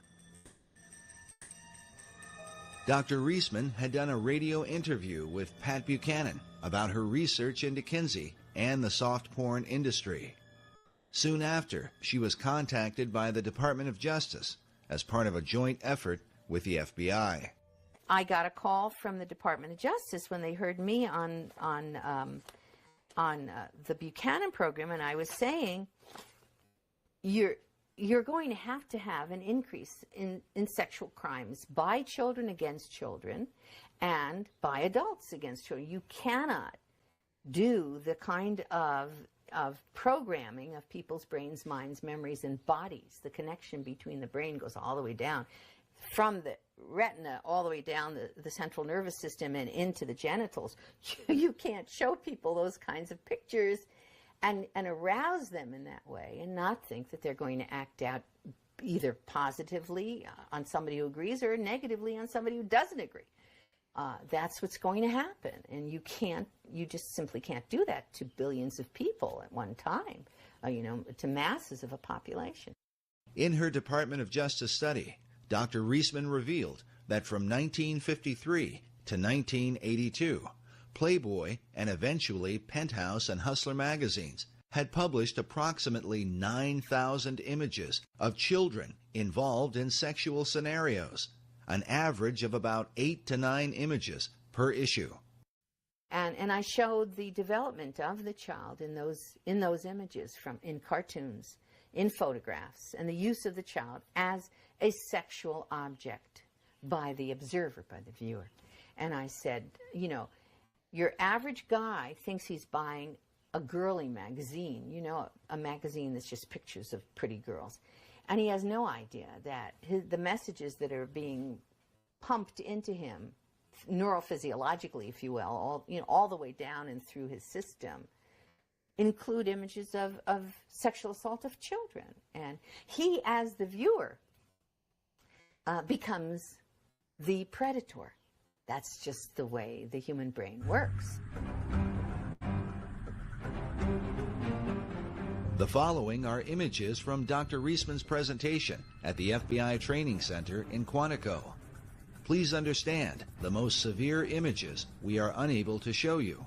Dr. Reisman demonstrates how the cartoon imagery of children progressed into real-life images, either of children or of legal-aged women who were made to look like obviously underage girls. Over time, the scenarios suggested greater degrees of sexual aggression and violence, including murder.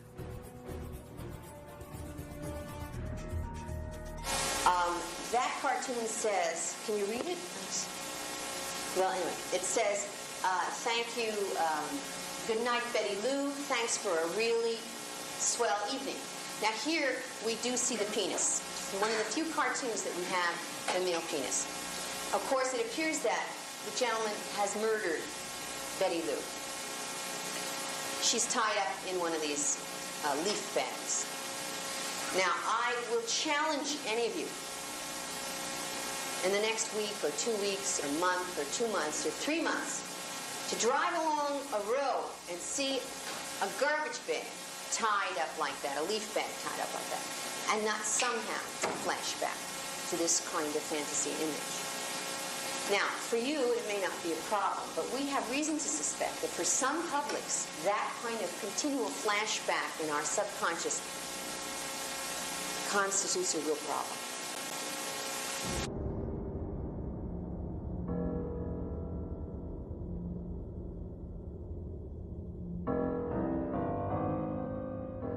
Dr. Reisman believes that millions of American men have been conditioned for decades by such imagery, often struggling with an addiction that they don't understand and cannot escape. The addiction to porn has now been handed down to America's children, giving their young minds a perverse view of reality and of the relationships between men and women.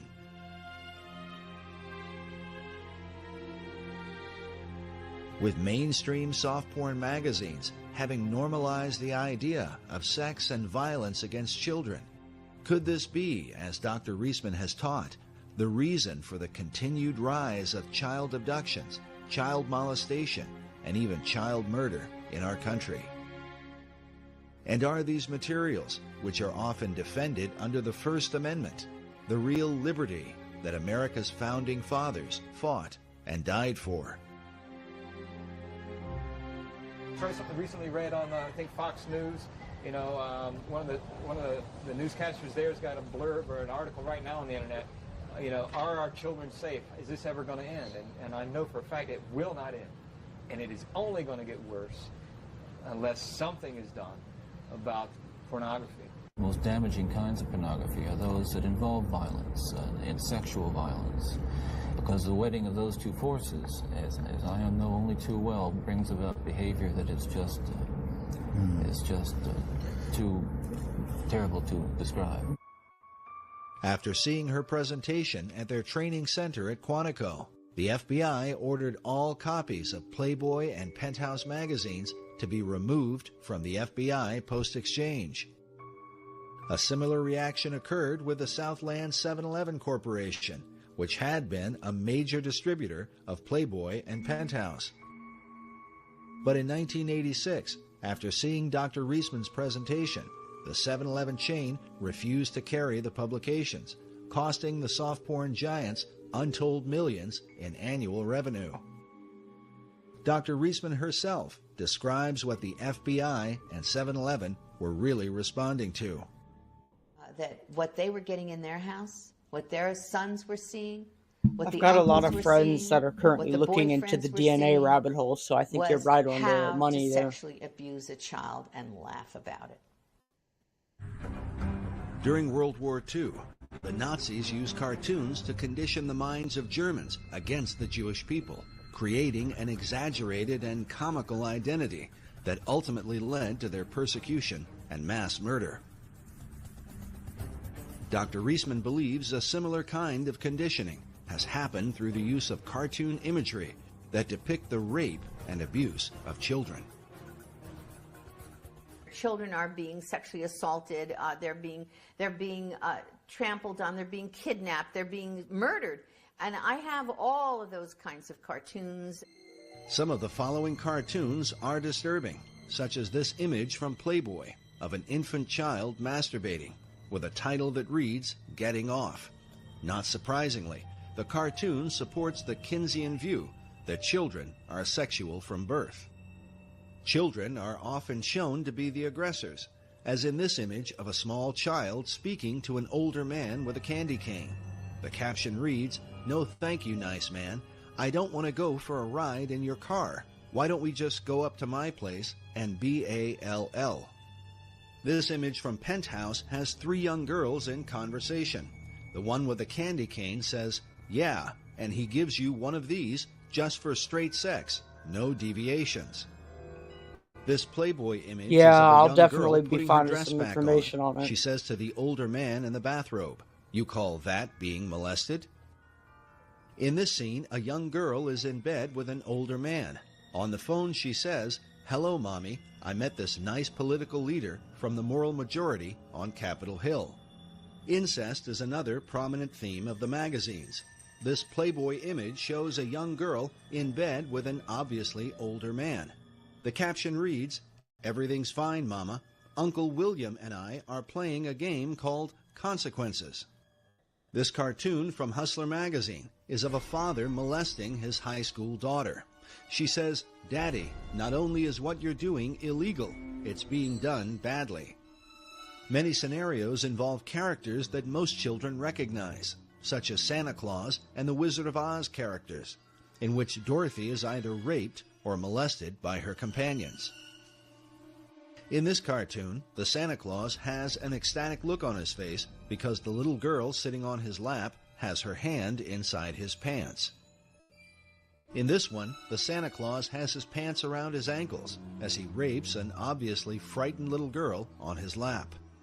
The Santa images become especially violent, even bloody, such as this one, where the Santa character has just murdered a child with a machine gun. The child's bloody body lies on the floor. The caption reads, "That'll teach you to be a good boy." There are literally thousands of such cartoons, cataloged and analyzed by Dr. Reisman. These images have been published by the soft porn industry for more than half a century. But by far the most disturbing collection comes from Larry Flint's Hustler magazine. For years, Hustler published the cartoon Chester the Molester. It's part of a series in which this man was attacking children. The classic Chester cartoon is this one, where Chester sits naked in a chair with 3 young girls who have obviously been kidnapped, bound, and raped. The caption coming from the TV reads, "It is 11 o'clock. Do you know where your children are?" Dr. Reisman believes that because of suggestive imagery like this, many parents don't know where their children are. Sadly, some of them will never see their children again.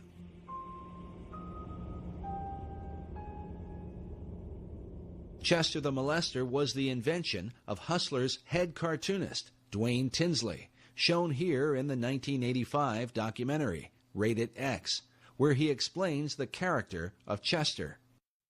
And Chester's the character that I do for the magazine.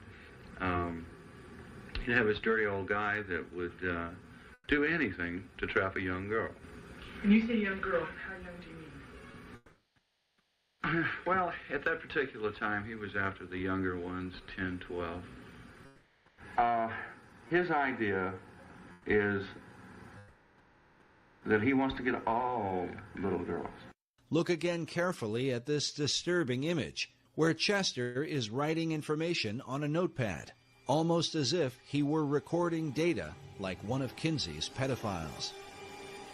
First of all, if he's going to trap a little girl, you know, the idea for him would be to knock her out or something. I don't know. I mean, he didn't have to actually use a club or a bat. He could have smacked her, but just the idea of the bat is a little goofier, would better than a baseball bat. I mean, it was just always with him. He was going to hit the little girl over the head with, trap her, hit the little girl with his club, and drag her off to his lair, as it were. Whether she was going to have fun or not, it was never established. This same attitude seems to have carried into Tinsley's own life. 4 years after appearing in this documentary, Tinsley's daughter would testify in court that she had been repeatedly raped by Tinsley himself. In 1989, Dwayne Tinsley was tried and convicted as a child rapist, in part because of the research on his work done by Dr. Reisman. There's just no question at all that those cartoons that we showed, that they showed the jury, were absolute evidence of the crimes he had committed on his daughter, as testified by his daughter. During the trial, the jury was shown one of Tinsley's cartoons, which depicted a father molesting his teenage daughter. The caption reads, "Gee, I'd love to go to the drive-in, Tommy, but my dad has some, extra household chores for me tonight." In court, Tinsley's daughter claimed that her father showed her this cartoon and said to her, "This is you and me." The Associated Press reported that Tinsley often said, "You can't write this stuff all the time if you don't experience it." There's no normal human being that can draw those things, that can put that kind of idea out there to the public who is not experiencing that themselves. No, that's just not going to happen. But Tinsley was not alone. His employer, Larry Flint, was also accused by his daughter, Tanya Flint Vega, in her book, Hustled, in which she claimed that her father used the Chester the Molester cartoons to introduce her to the idea of sex and then raped her when she was only 9 years old. Like many pedophiles, Larry Flint was never charged with a crime and openly denied his daughter's allegations. Even Hugh Hefner is said to have been guilty of statutory rape. According to biographer Russell Miller in his book, Bunny, The Real Story of Playboy, Hefner himself enjoyed making love to a schoolgirl who had attended his daughter's Sweet 16 birthday party. Miller's evidence was based on the testimony of the staff that worked in the Playboy mansion at the time. As with Larry Flint, Hefner was never charged with a crime. A major breakthrough for Hefner's Playboy magazine and child pornographers in general was the film Pretty Baby, starring Brooke Shields. A film briefly remembered during the recent controversy over the images of 15-year-old Miley Cyrus.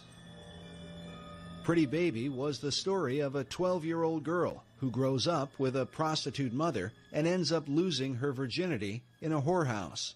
People magazine ran a story saying Brooke Shields, 12, stirs a furor over child porn in films. Playboy featured images from the film, along with an interview with the film's director, Louis Malle. In the interview, Malle said, "When Playboy requested a photo that would express my personal vision of eroticism, I sent a shot of my 2-year-old daughter, Justine, naked. This led to the photos above of Brooke Shields, whom I cast in the title role of my new film, Pretty Baby."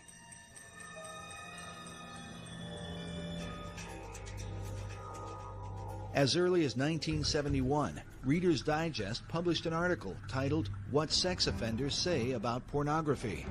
The article cited the FBI's Uniform Crime Reports, stating that between 1960 and 1969, the number because of that's how forcible deeply rapes ingrained committed by this males guy under is and 18 this shit had is in increased society. by 86%. It could be concluded that some force impelling towards sex crime has been operating on younger males in the United States. The period described by the FBI was one in which Playboy magazine had been the principal form of widespread pornography in America, especially the kind that would find its way into the hands of underage males. Then in the 1980s, the Surgeon General, C. Everett Koop, called pornography a clear and present danger to American public health. And who could forget the disturbing warning given by serial killer Ted Bundy in his final interview with Dr. James Dobson just hours before his execution in 1989. Listen, I'm no social scientist, and I haven't done a survey. I mean, I don't pretend that I know what John Q. Citizen thinks about this. But I've lived in prison for a long time now. And I've met a lot of men who were motivated to commit violence just like me. And without exception, every one of them was deeply involved in pornography, without question, without exception, deeply influenced and consumed by an addiction to pornography.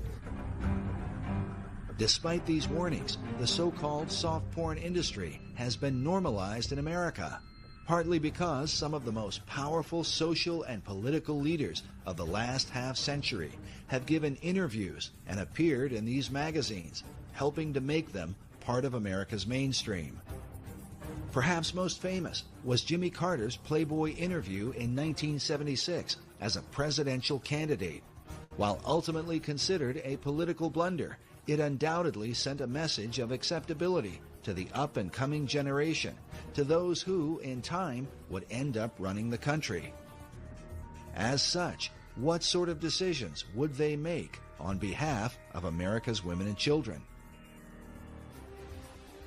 It is also important to consider that the warnings from Ted Bundy and the Surgeon General were given years before the widespread use of the Internet, where today pornography is available to the masses like never before in history. The internet, I'm not trying to say is a real negative and dark thing. There's a lot of positive and good things coming out of the internet, but people need to be aware of the dark element that the internet Trump can't ban porn because all his Jewish friends own the porn industries. Secret place, so people can keep can be anonymous. Whereas, 20, 30 years ago, to go to a porn shop, you'd have to go to a seedy part of town and people would recognize you. It's not that way anymore. It comes right into your house. And that's why I think it's so dangerous. The idea that pornography doesn't really hurt anyone is a fallacious argument. How many marriages, how many tens of thousands, perhaps millions of people are hurting in their relationships because of pornography? And the guy who watches porn is basically probably going to get addicted to the porn.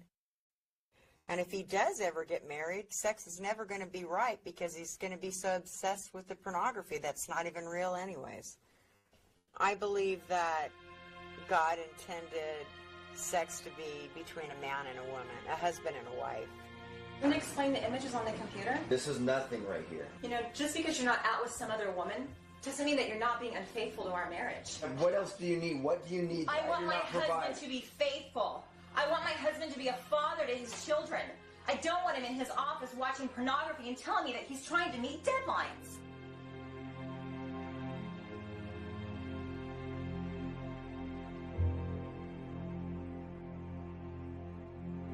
It's said that the greatest myth about pornography is that nobody gets hurt. Some even argue that porn is a healthy outlet for men and women alike. But has this really proven to be the case? Or does an addiction to porn create a kind of shadow person, someone who ends up leading a double life? One that the rest of those in his world can only wonder about. And when his dark secrets are finally brought into the light, what will be revealed?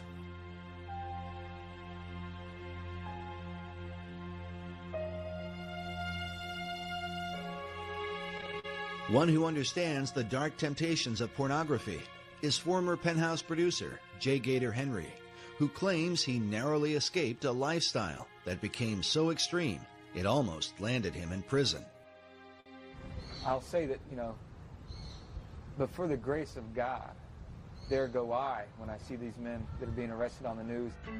As a former producer for Penthouse magazine, Gator rubbed elbows with some of the big celebrities in Hollywood, including Ozzy Osbourne and Pamela Anderson.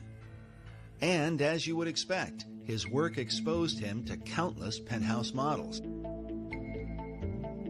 Man, it was an ego rush to be around the most beautiful women in the world and then running around naked. And to a lot of men in America, I had the dream job. I mean, I was their hero. I was doing what everybody thought was the greatest thing in the world that a man could be doing for a profession. Gator believes his addiction to pornography began with a troubled childhood. Are you saying that this Jewish pornography is bad? Because that sounds an awful lot like anti-Semitism.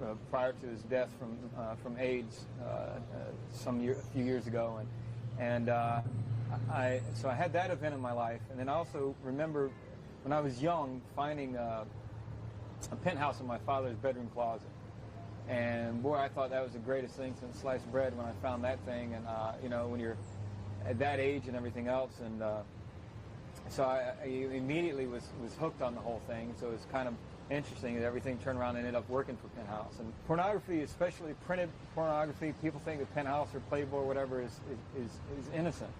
And I'm here to say that it's absolutely not. Having also a drug past myself, marijuana is a stepping stone in the drug world, Penthouse magazine or Playboy magazine is a stepping stone in the porn world. You start there, it's not going to end there. Gator claims that the steps on his journey through pornography led him into deeper and darker levels of perversion. Eventually, he found himself on the brink of criminal behavior. It got so bad where I would get on the internet. Again, I was just consumed. The ages of the girls I was looking at, in order for me to get the rush and to get that tingle, that buzz that I wanted to get from the sexual side of it, what happens is you start looking at younger and younger images, younger and younger pictures of girls. And what happened for me one day was, the thought just slammed to me that I probably had done things and probably had images on my computer at that time that could put me in prison. I look at these men who abduct these young girls and they molest them and kill them, bury them alive or whatever they do, stab them multiple times and stuff. And I know that those men, like me, they didn't wake up. They didn't start off. They didn't grow up as little boys saying, oh, my ambition in life is grow up to be a child molester and killer. And I know for a fact that everything in the marrow of my bones, because I've been there, I've walked and lived it, that pornography took them to that place where just your average Joe comes to a place in his mind and in his being where he's so consumed with that fulfillment of that lustful thought and pleasure, with that thought, that he has to fulfill it. And the fantasy becomes so overpowering and so all-consuming. And those are the guys that go out and take these girls. Okay, this is a good point. I want to talk about this for a minute. Okay, so here's the deal. You have to understand something. Hold on, let me get myself back up here.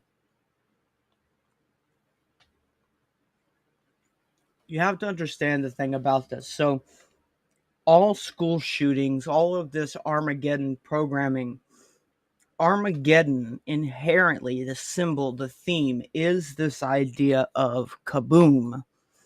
It's a gunshot. And so that's what this Catcher in the Rye, Armageddon, school shooter programming is. What they do is they play on that tension. That is what fundamentally, if you go and you read The Catcher in the Rye, it is a homosexual, pedophilic, homoerotic book. But it takes all sexual release and it redirects it into violence. Because violence needs a release. When there's tension between two people and you want to knock somebody's teeth out, you need to blow off steam. And so they redirect that subconsciously, subliminally, through repetition and through hypnosis, through repetitive logic. It's subconscious logic loops. You are doing the same if this then that, and you do it over and over. Repetitiveness makes it into a program. The nature of human behavior is that it's programmable. So what is Armageddon programming? Why was The Catcher in the Rye associated with all of those, assassins? It's because they were identifying that anger at society with the subconscious mind fuckery that was going on. And so what it ultimately teaches is that the anger that you have at society, the rage at society, can be taken out through quote unquote ejaculatory gunfire. And so you take it up the backside enough. This is literally called the fury of jihad. In the Middle East, this is what they call jihad. In the West, we call it sodomy rage. It is a rage, mostly men, but I believe women can get it too. It's the rage at being fucked in the ass, to say it lightly. It is the rage that you've been victimized. And so when they strap bombs to themselves or when they go and they shoot up schools, it's that they have built up so much rage. They have been subconsciously conditioned to let that out through anger. Anger is a release, just like ejaculation is a release. So you let your anger out, you blow up, you go and you shoot up a school, you go and you blow yourself up for jihad, and you do this because you've been victimized so much. And that's the way they perceive it. And that's what this is set up to do. This is inherently a poison pill so that everything spirals out and you can never be happy from this. You start down this road and then that rage starts to build up. And then it's only a matter of time before you have to let it out somewhere. It's a subconscious rage because you're not, the trick is you're not addicted to the orgasm. You're addicted to the pornographic experience. It's not that you're addicted to getting yourself off. That's not what the addiction is. The addiction is to, what's the right word? It's to something new. It's that new hit. I need the next, I need more. It's that idea that you are addicted to needing more. That is where this manifests from, because, you know, anyone can get themselves off, and it's not that. You need the next best thing. First you're doing this drug, first you're an alcoholic, first you're smoking weed. And for everybody, I'm not saying that weed is a gateway drug for everybody, but it sure as hell was for me. You know, I tried weed and I was like, I want to know what all the other shit feels like. And so it's that addiction to more, and that's where this comes from. But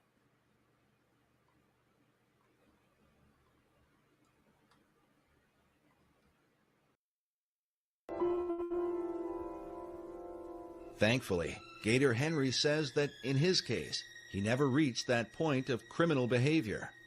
Today, he tells others he found strength to turn away from his dark addiction through his faith in God. yeah, but you see, that's the idea. You get screwed so much, you just stop caring. That's why they have to make your life a living hell. That's why everything has to go to hell like it is right now. It's because for Armageddon to come, you have to make sure people have nothing left to lose. That's what happens. It doesn't need to be acted upon, but eventually you just say, screw it. And I swear on everything, it is those words right there. You'll find yourself saying that in your head. Screw it. I don't care. Just do it. You know what? Screw it. And the teachings he found in the Bible that kept him from becoming a sex offender. And what delivered me, what took me out of that, was plain and simple. Nothing but the power of Jesus Christ and the power of His Spirit through the fear of God. That fear might be summed up in the Gospel of Luke.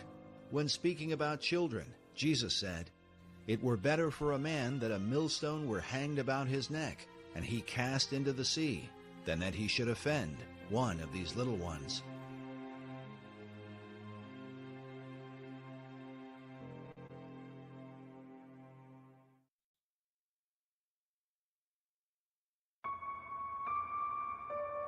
In 1994, an underground film was released titled Chicken Hawk: Men Who Love Boys. The film documented the lives of certain members of NAMBLA, the North American Man-Boy Love Association. The word chicken hawk is a reference in the gay community to older men who prey upon underage children, boys in particular. Yeah, that's it. It's that that's the conditioning. The conditioning is to not have any control over yourself. Let it out through violent release. The supermarket, the street, the sports event. I can look out. That's why there's so much violence in society now. It's like Moses looking across to the promised land. He kept making excuses to pull up his shirt and show me his belly in a highly flirtatious way to any ordinary boy lover such as myself, a very exciting and appealing way. Now, the Queen's Vernacular was considered to be the #1 gay lexicon dictionary for homosexual language. 12,000 words in this dictionary, and you open it up, and their mascot is, as was the mascot in The Advocate, a boy, Boy Scout in this case. And the 12,000 words that are in here all relate to the in language, the cant that's being used within the homosexual movement amongst homosexuals. What do all these words mean? Well, they had a certain meaning for the homosexual world that the straight world didn't understand. It's another language.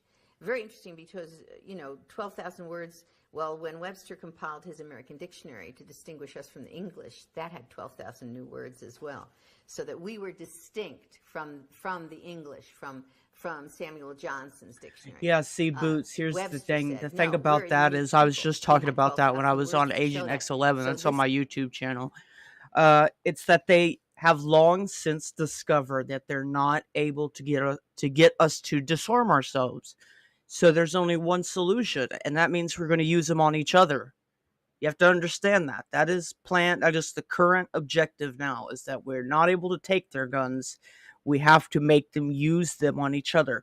That's why you're getting all of this division. That's why you're getting chaos right now. That's why you're getting hopelessness right now. And that's why you're getting it so that if you don't agree with me, I hate you and want you to die in front of me.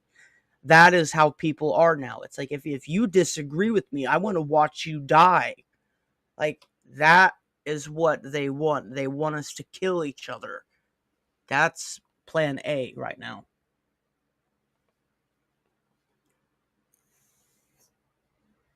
Dictionary says we are unique people. We have 12,000 words to show that. And some of those words we compiled we did an analysis of these words. And we found that the number one quoted word, in order of importance, was a chicken, which relates to boys. Chicken, a young recruit, any boy under the age of consent, heterosexual, fair of face, and unfamiliar with homosexuality. There are 254 words there that deal with sex with boys. One of the most disturbing sequences in the film Chicken Hawk were a series of interviews done with parents whose children were being openly preyed upon in a small community by this pedophile, a man named Leland Stevenson. He is shown openly preying upon underage children, looking for an opportunity to molest them. So what happened? What? You made the phone ring. Oh, you made the phone ring? Oh, well, let's see how you did that. Oh, geez, you're just recording. No, you can't get in trouble for this. He was so eager to tell me when his birthday was, and he was going to be 15 in less than a month on the 1st of December. And this is what life is about. This is what real life is about. I would say that he was in bloom, and that's it. The flower is responding to warmth. That is, I as a human being am bathing him in a certain kind of celestial warmth. The frustration of the parents interviewed in this film is not unlike that of parents across America who live in fear of seeing their children violated by sexual predators. I'd probably kill him. Honest, I probably would, if he would have bothered my kids. You know, they prey on these children and how they can stand up and tell people what they believe in and that there's nothing that you can do about it. I don't understand our judicial system, that's for sure. Chicken Hawk, Men Who Love Boys, stands as a powerful indicator. Which one is that, damage Boots? done to America in its post-Kinsey era. We remind the audience that the group NAMBLA, who are the focus of this film, claim to take their inspiration directly from Alfred Kinsey. And while many in the gay community would deny that homosexuality is linked to pedophilia, it is worth noting that the very founder of the gay rights revolution, Harry Hay, consistently advocated the inclusion of NAMBLA in gay pride parades. In fact, here is a photo of Hay marching in a parade with the words, "NAMBLA walks with me," written on his back. Needless to say, Hay had been persuaded by his chief influence, Alfred Kinsey. Like Kinsey, many pedophiles refuse to acknowledge that their sexual involvement with children qualifies as child molestation. Kinsey said some of the most brilliant things imaginable about that.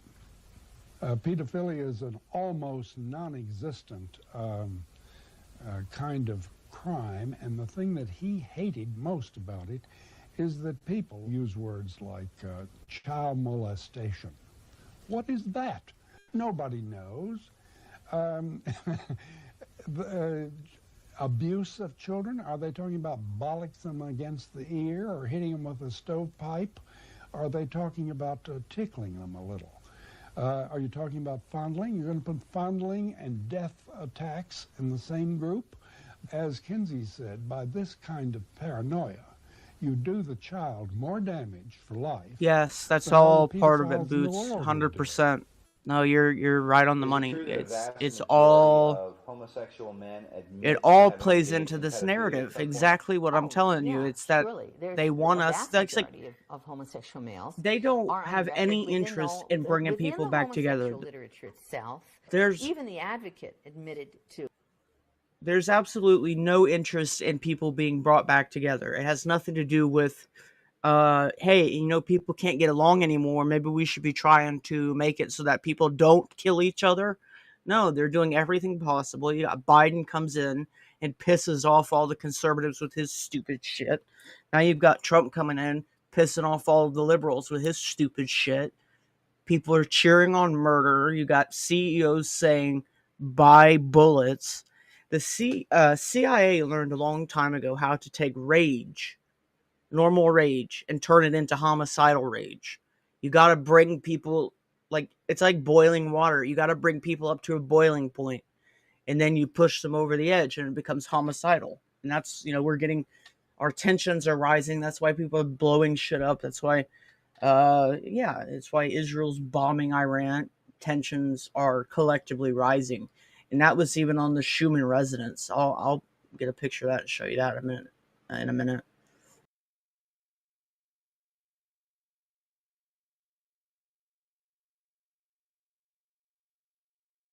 At minimum 21%, and we had up to 70-some% by other homosexual publications and researchers. And one of them, one of the research publications came out of the Kinsey Institute. When we have this high rate of AIDS amongst young men who've been infected as boys, which means that they were basically being sexually assaulted. This is what I consider mass murder when you're talking about thousands of boys who have been molested by men who end up with AIDS. And we have a statement by one of the, in the Advocate, by one of the leaders in the homosexual movement who says, these boys are being used as sex toys, he says, I know that, by many homosexual males. He says they don't seem to think it matters. It doesn't matter to them. Because they're perceiving of these boys as sexual toys, and they're assuming that the boys, quote, like it. Well, it's back the same old business of she says, no, remember, no, it's no, all the she really Jesuit means model. yes, That what you said, Boots, that fear into anger, that's the Jesuit model that we were talking about the other night when we watched that documentary. All of this training, this die out of anger, die for the cause. That's all Catholic, while groups like NAMBLA Papist, seem to represent Jesuit, Crusader viewpoint, mentality. The reality is that their philosophy is embraced by leading members of the academic community in what is called sexology, the study of human sexuality.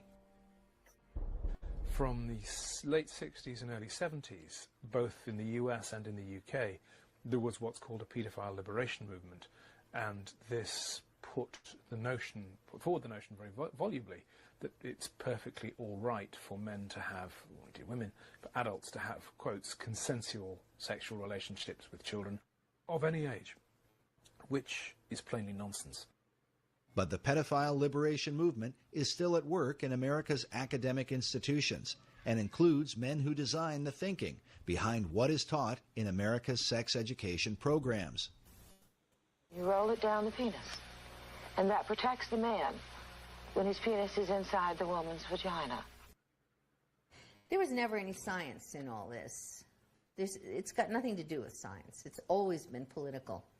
It's always been people's own sexual perversions that have driven them. And now that drives those sexual perversions into the schoolroom in the form of sex education curricula. Some of the leading pedophile supporters include the late Dr. John Money of Johns Hopkins University. Okay, here, I'm going to show you. Dr. This John is DiCecco. This is what the resonance has been like the past few days. Let's see.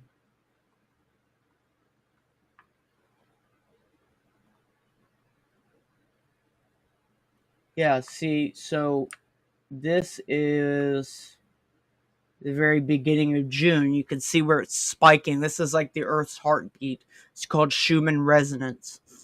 And I don't know. I mean, I don't know. I think CERN is involved. Now, this was about a week ago, okay? So now, take a look at it the past few days. Hold up. Let me bring it up. This is it the past few days. It's definitely spiking. It's going crazy. Today, that was like today, Thursday, the 11th. Yeah, it's like going crazy. It's off the charts. So what's going on? You know, what is causing this spike? I don't know. You know, there's a lot of theories, but nobody really knows.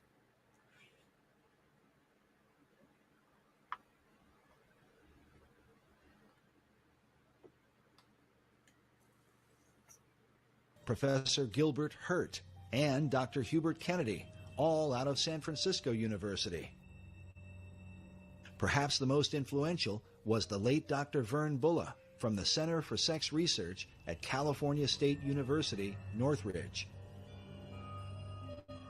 Each of these men have either been editors for or have appeared in the Netherlands publication, Paideia, the Journal of Pedophilia, a pseudo-academic journal specifically dedicated to normalizing and ultimately legalizing child molestation in society. Also appearing in Paideia was Dr. Ralph Underwager, who is often called as an expert witness in court cases involving child abuse. In his 1991 interview with Paideia, Underwager stated that pedophiles can boldly and courageously affirm what they choose. They can say that what they want is to find the best way to love, an acceptable expression of God's will for love and unity. It may take people being arrested. Revolutionaries have always risked arrest. As alarming as this is, during our investigation, we were surprised at the number of people who seemed to accept the pedophile philosophy. And how do you feel about the issue of child pornography? I kind of think that it probably doesn't make sense in the same way that nothing else makes sense, but unlike a lot of people who just have this visceral reaction to it, I kind of feel like if people are having sex and if they just want to do it, you know, openly, it really shouldn't make a difference what age people are. It's our strict laws that result in so many of these kids being killed by child molesters because they're so afraid of what would happen to them if they get caught. It's a direct result of our stringent laws. I mean, I think, Here, Boots, I'm sending you a link if you want to be able to like pull up that picture of what residence is. It's been a normal thing where people, when they're young and don't know anything, get broken in by somebody. If they're old enough to bleed, it's all good, as far as women are concerned. Jesus Today, Christ. the two leading institutes that promote pedophilia are the Kinsey Institute in Bloomington, Indiana, which receives more than $700,000 a year in taxpayer funding, and in San Francisco, the Institute for the Advanced Study of Human Sexuality, a private institution founded by Kinsey's homosexual lover and co-author, Wardell B. Pomeroy. Despite its storefront appearance, the Institute is said to be the Harvard University for all human sexuality training. This institute creates the PhDs, the master's degree people, the teachers, the bachelor's degrees, the safe sex educators, and a whole variety of other AIDS prevention people that go into the schoolrooms all over the country and teach children about homosexuality, heterosexuality, bisexuality, bestiality, condoms, and all the rest of it. Teach sex. In all cases, these are people who are Kinseyan trained. On their official website, the Institute states that there need to be sociosexual activities available to those disadvantaged because of age. Some believe this is a veiled reference to children, and that the Institute calls them disadvantaged because it's illegal for them to engage in sex. Can this really be the case? We decided to pay a visit to the Institute and question them about this and some other information on their website. Even if it's 2 minutes, the pain. No, I really can't. Can you answer one question for us, sir? Needless to say, our initial attempts were met with resistance. Can we get just one answer? On your website, which you make public, you state that you help those who are disadvantaged because of age sexually. Does that add up to endorsing pedophilia? We do not endorse anything of them. I would strongly recommend that you turn the camera off and leave right now. This is private property. Get out. Despite what appears to have been a denial, the Institute's website declares it is the sexual right of all people to engage in sexual acts or activities of any kind whatsoever, and that people have the right to sexual entertainment, including sexually explicit materials dealing with the full range of sexual behavior. If taken literally, these so-called rights would obviously include pedophilia and child pornography.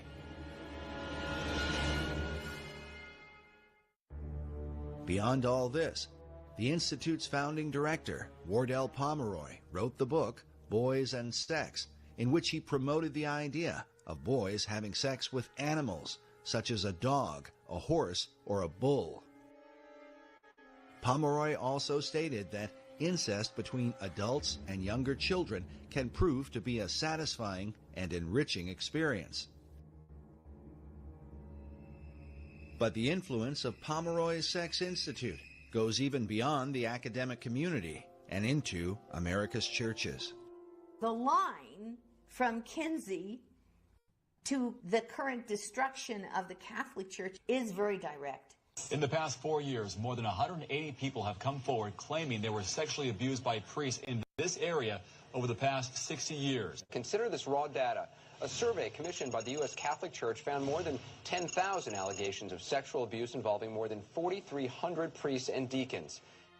The harm done to trusting families is immeasurable and was perhaps most powerfully captured by filmmaker Amy Berg in Deliver Us from Evil, a documentary about a child-molesting priest and the anguish he brought to countless children and their parents. I feel betrayed by the church. The church had betrayed me and my family, and they destroyed it. When the Vatican II comes through and the whole notion of liberalizing the church emerges, this group of sexologists or psychologists who are trained by them go into the clergy, goes into the Catholic Church to help decide who makes a good priest. They throw out all the Orthodox applicants, and people who kind of are unsure or who are very sure, who are rather homosexual or something, they get put through. And the folks who are not quite as stable in a way in terms of their orthodoxy, they're permitted into the clergy to a great extent. And several of our key dioceses or the training, the places where the clergy are trained, bring in pornography from the Institute for the Advanced Study of Human Sexuality to train priests the same way the medical profession has been trained. Desensitizing the priests on issues of homosexuality and promiscuity and bisexuality and everything else, using that pornography to desensitize them and condition them, and in many cases, to seduce them.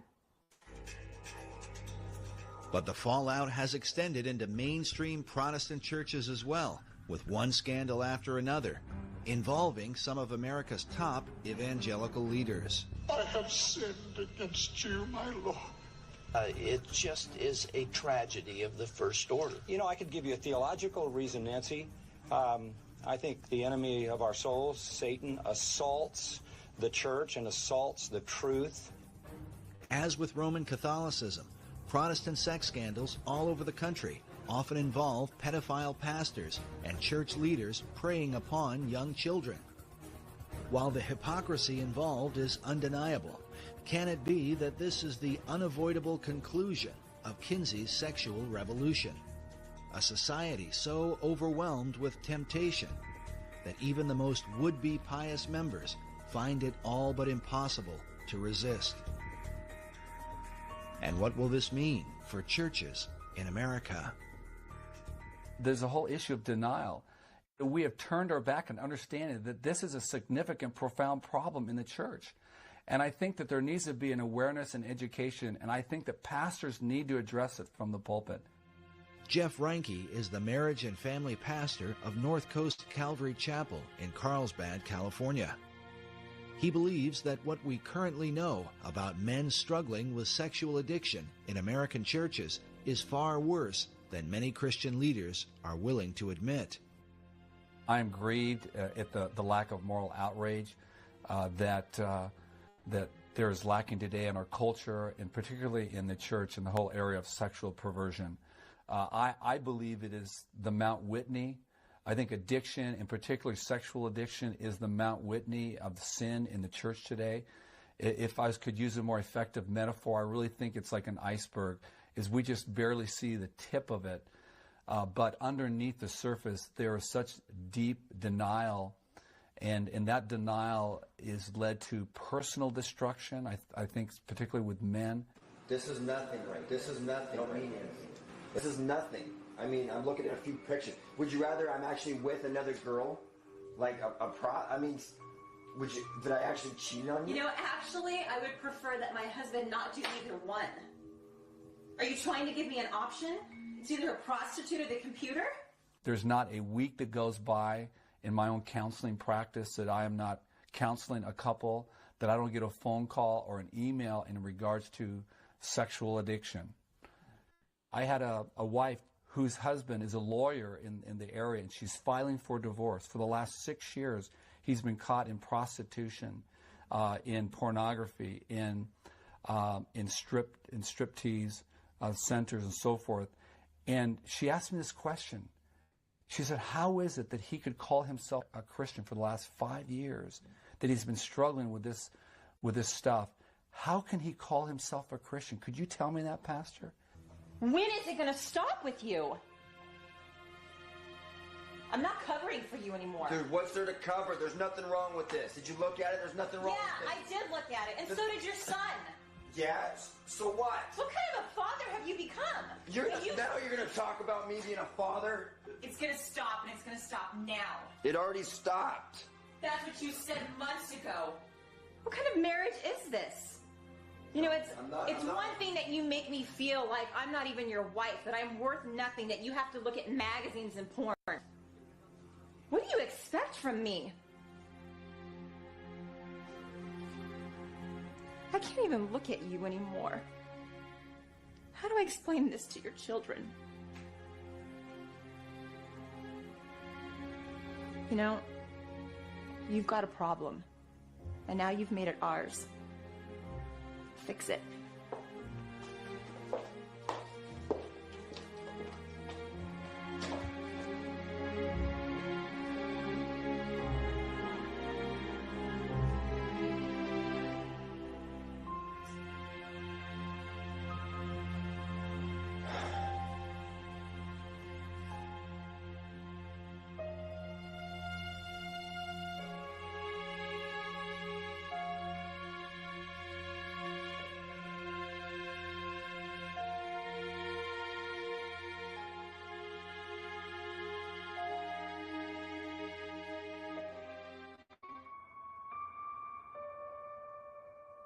With so much devastation affecting America at many levels, the question is, why hasn't something been done about Kinsey's dark legacy? The answers are complicated. Many brush off the continued influence of Kinsey and his disciples because they are told that things have gotten better because of them. It is often reported that sex crimes are diminishing in America, and that rape has supposedly declined by 85% since 1970. Law professor Anthony D'Amato published an essay in 2006 titled Porn Up, Rape Down, crediting the porn industry for this so-called reduction of rape. But leading members of law enforcement strongly disagree.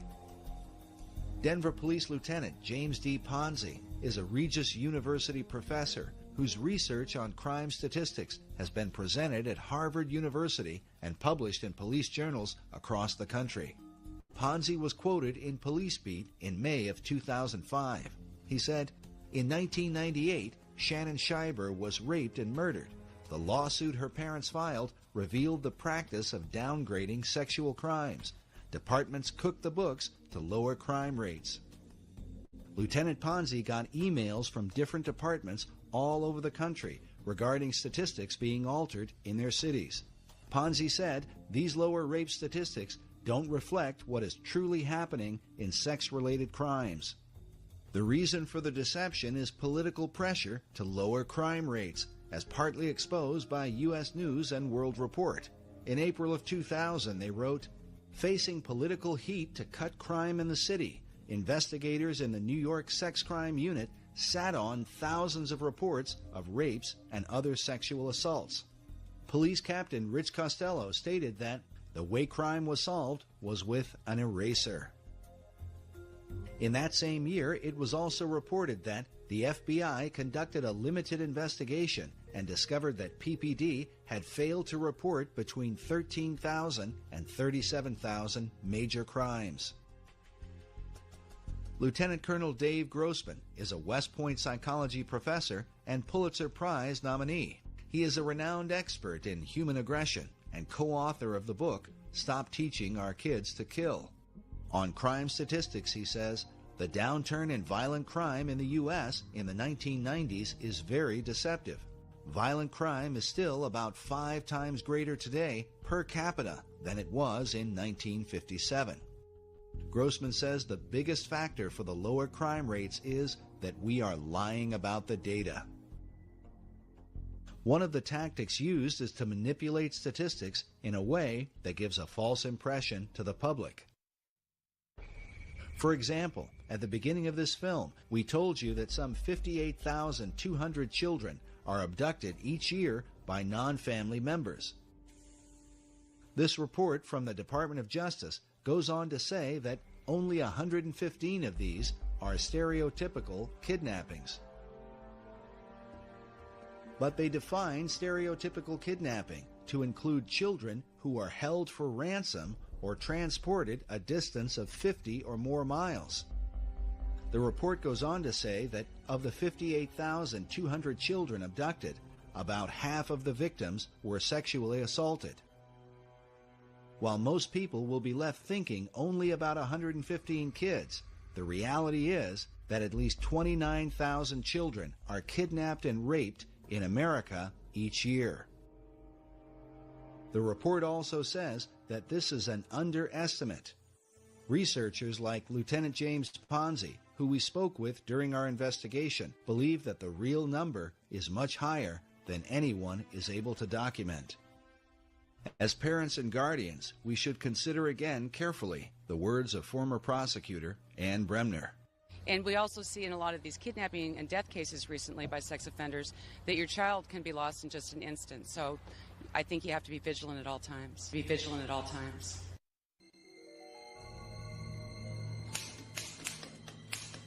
Manipulation of truth and political pressure have continued to protect the influence of Alfred Kinsey and his followers for more than half a century. In the 1980s, the Reagan administration developed a commission to investigate the influence of pornography.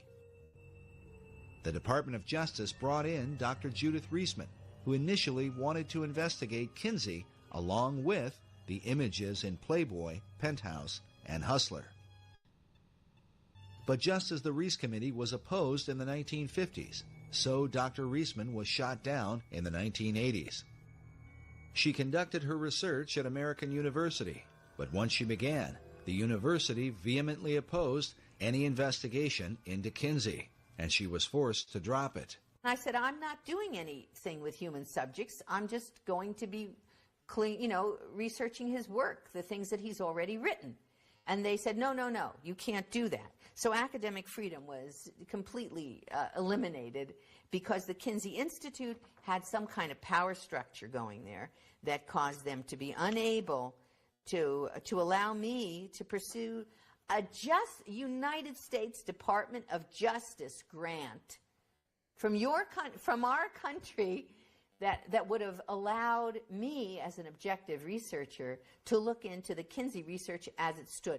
The president of American University at the time was Dr. Richard Berenson, who was later exposed in a sex scandal involving a series of obscene phone calls in which Berenson claimed he had a 4-year-old girl that he kept as a sex slave down in his basement. The calls were eventually traced to his office at American University. Berenson was exposed as a pedophile. And I spoke with a lawyer later, and it turned out, of course, he had pornography in his drawers. They cleaned out the office, got rid of the pornography, though they found out later, the lawyer did, that it had been there. And he quickly fled, ran to Johns Hopkins University, and entered there and stayed there for, I think it was 3 weeks, and got a clean bill of health from Johns Hopkins, saying that, like psychiatric treatment? Yes. Yes, suddenly he was okay. But political opposition came not only from American University, but also in Washington, D.C., over the analysis of Playboy, Penthouse, and Hustler. As a result, Dr. Reisman was forced to publish her report independently. The FBI and 7-Eleven took notice, as we mentioned earlier, and that's when the soft porn giants fought back. In her book, The Powerhouse, journalist Susan B. Trento documents how Playboy and Penthouse magazines hired a Washington-based PR firm named Gray & Company to create a media blitz that would discredit Dr. Reisman and the entire Reagan Commission on pornography. She writes that dealing with Judith Reisman was not difficult. Since Reisman was without political savvy and lacked allies, she made a most appealing target for discrediting. Trento says that Gray & Company charged between $50,000 and $75,000 per month for the campaign against Dr. Reisman, and that for this particular account, much of the cost was borne by Playboy. Penthouse also provided funding. Because of the controversy, it would be a decade later before Dr. Reisman's research would be officially embraced by the Department of Justice. In a letter written by past administrator Robert Sweet, he says, while the massive affluent sex industry has employed nearly every technique in their arsenal short of violence to stop Dr. Reisman's work, they have not shown her findings to be incorrect or methodologically flawed in even the smallest detail. Why don't you care more about the children than you do about protecting the finances of the sex industry and the sex establishment? Yes, Judah. Right, the sex industry. Tell me about this sex industry. Dr. Reisman has for years argued against the harmful impact of the sex industry on America's children. Many of the PhDs who teach in our universities have not only been associated with the Journal of Pedophilia, but have also served as the board members for pornographic magazines like Penthouse Forum. These are the people who have designed the programs for sex education in America. Because Kinsey chose to define the pain and suffering of abused children as orgasm, he then argued that children were sexual from birth and should be taught about having sex as soon as possible. While most who promote the programs probably don't know it, this thinking is what lies behind the idea of teaching sex education to kindergartners. I remember him using this in his campaign against me, saying Barack Obama supports teaching sex education to kindergartners. And, which I didn't know what to tell him.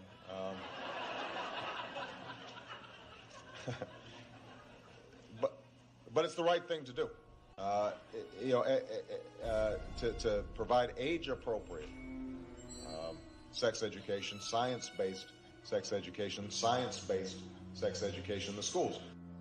Remember that this science-based sex education begins with the so-called scientific data gathered by Kinsey's pedophiles and recorded by him in his sex reports.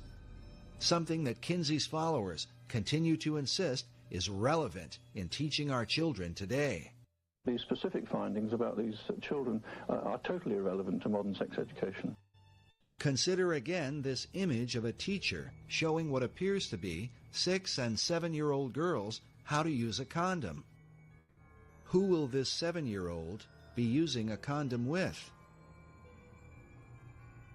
When you consider that the PhDs who have designed these programs openly support the pedophile philosophy, we can only wonder, is sex education really intended to protect America's children, or to condition them for seduction at the hands of a child molester? Why are America's children disappearing? For those who study the influence of Alfred Kinsey, the answer becomes more than clear. The Kinsey Institute continues to lead the way in sex education and continues to be funded by the American taxpayer. Dr. Reisman believes the Institute should come under an official investigation, something she was prevented from doing during her time at the Department of Justice. The Kinsey Institute was so frightened that the truth would come out. That time it was Reinish, and then later it would be Bancroft, that they threatened lawsuits to everybody, and they pulled out every stop. They put the arm on everyone politically. Well, now they are speaking out, as a matter of fact, and people are starting to see what's going on. Pulled into play to stop Reisman from looking at the information that was right out there, that belongs in the hands of the American public, so that the American public can. So make it's their own true. decisions. That Now, one we whether can this say is is true. The whether conspiracy I'm theory wrong that and I should be, there's a sued or conspiracy put in to jail turn or people something, gay. fine. Yeah, it's true, and it's all Alfred Kinsey. You remember that name? If anybody ever asked, if you ever got to tell anybody, tell them to look up Alfred Kinsey and the Kinsey Institute and look at the stuff they were looking into, and that's all you need to know about the pedophile agenda right here. That's the end of it, guys. I'm glad y'all stuck with me for the whole thing. I know that was a long one, so guys, I'm not gonna take up any more of your time. I appreciated hanging out with you guys. I don't know if I'll be back tomorrow. I gotta see if James will be here or not. I can't remember if he said he'll be back Saturday or Sunday, but if he's not, we'll figure out something to do. If he is, then it's been my pleasure being your guest host over these few days, guys. I enjoy each and every one of your company, everyone on all platforms, not just Rumble. Everyone that's tuned in, everyone that's watching, I appreciate y'all tuning in and chilling with me and hanging out. This one was a tough one to listen to tonight. I know that. And I know the regulars stuck around, but now you know. I mean, you know more than you did before you showed up. That's my philosophy in life, is that as long as you learn one new thing in everything that you do, nothing could be a worthless experience. So, yeah, I agree with that too. I think this really begins with proper sex education at home by parents. That's it. I mean, you do it before their peers do it or before porn does, and you need to, safeguard your kids from that. But yeah, I mean, back in the day, people would learn about sex, on the farm, watching animals have sex to reproduce. And then it became mythological by the help of this guy. Porn industry came up, which is predominantly Jewish. They didn't really get into that much, but it is, all these Jewish, it's like, how would you feel if you went to a church and your pastor had a sex toy company and he owned it with his daughter? That's a real rabbi. Rabbi Shmuley owns a sex toy company with his kid. Yeah, these people are crazy. But guys, it's been my pleasure. I'm Urban. I got my links up there on the screen, bio.link/officialurban, theofficialurban.substack.com.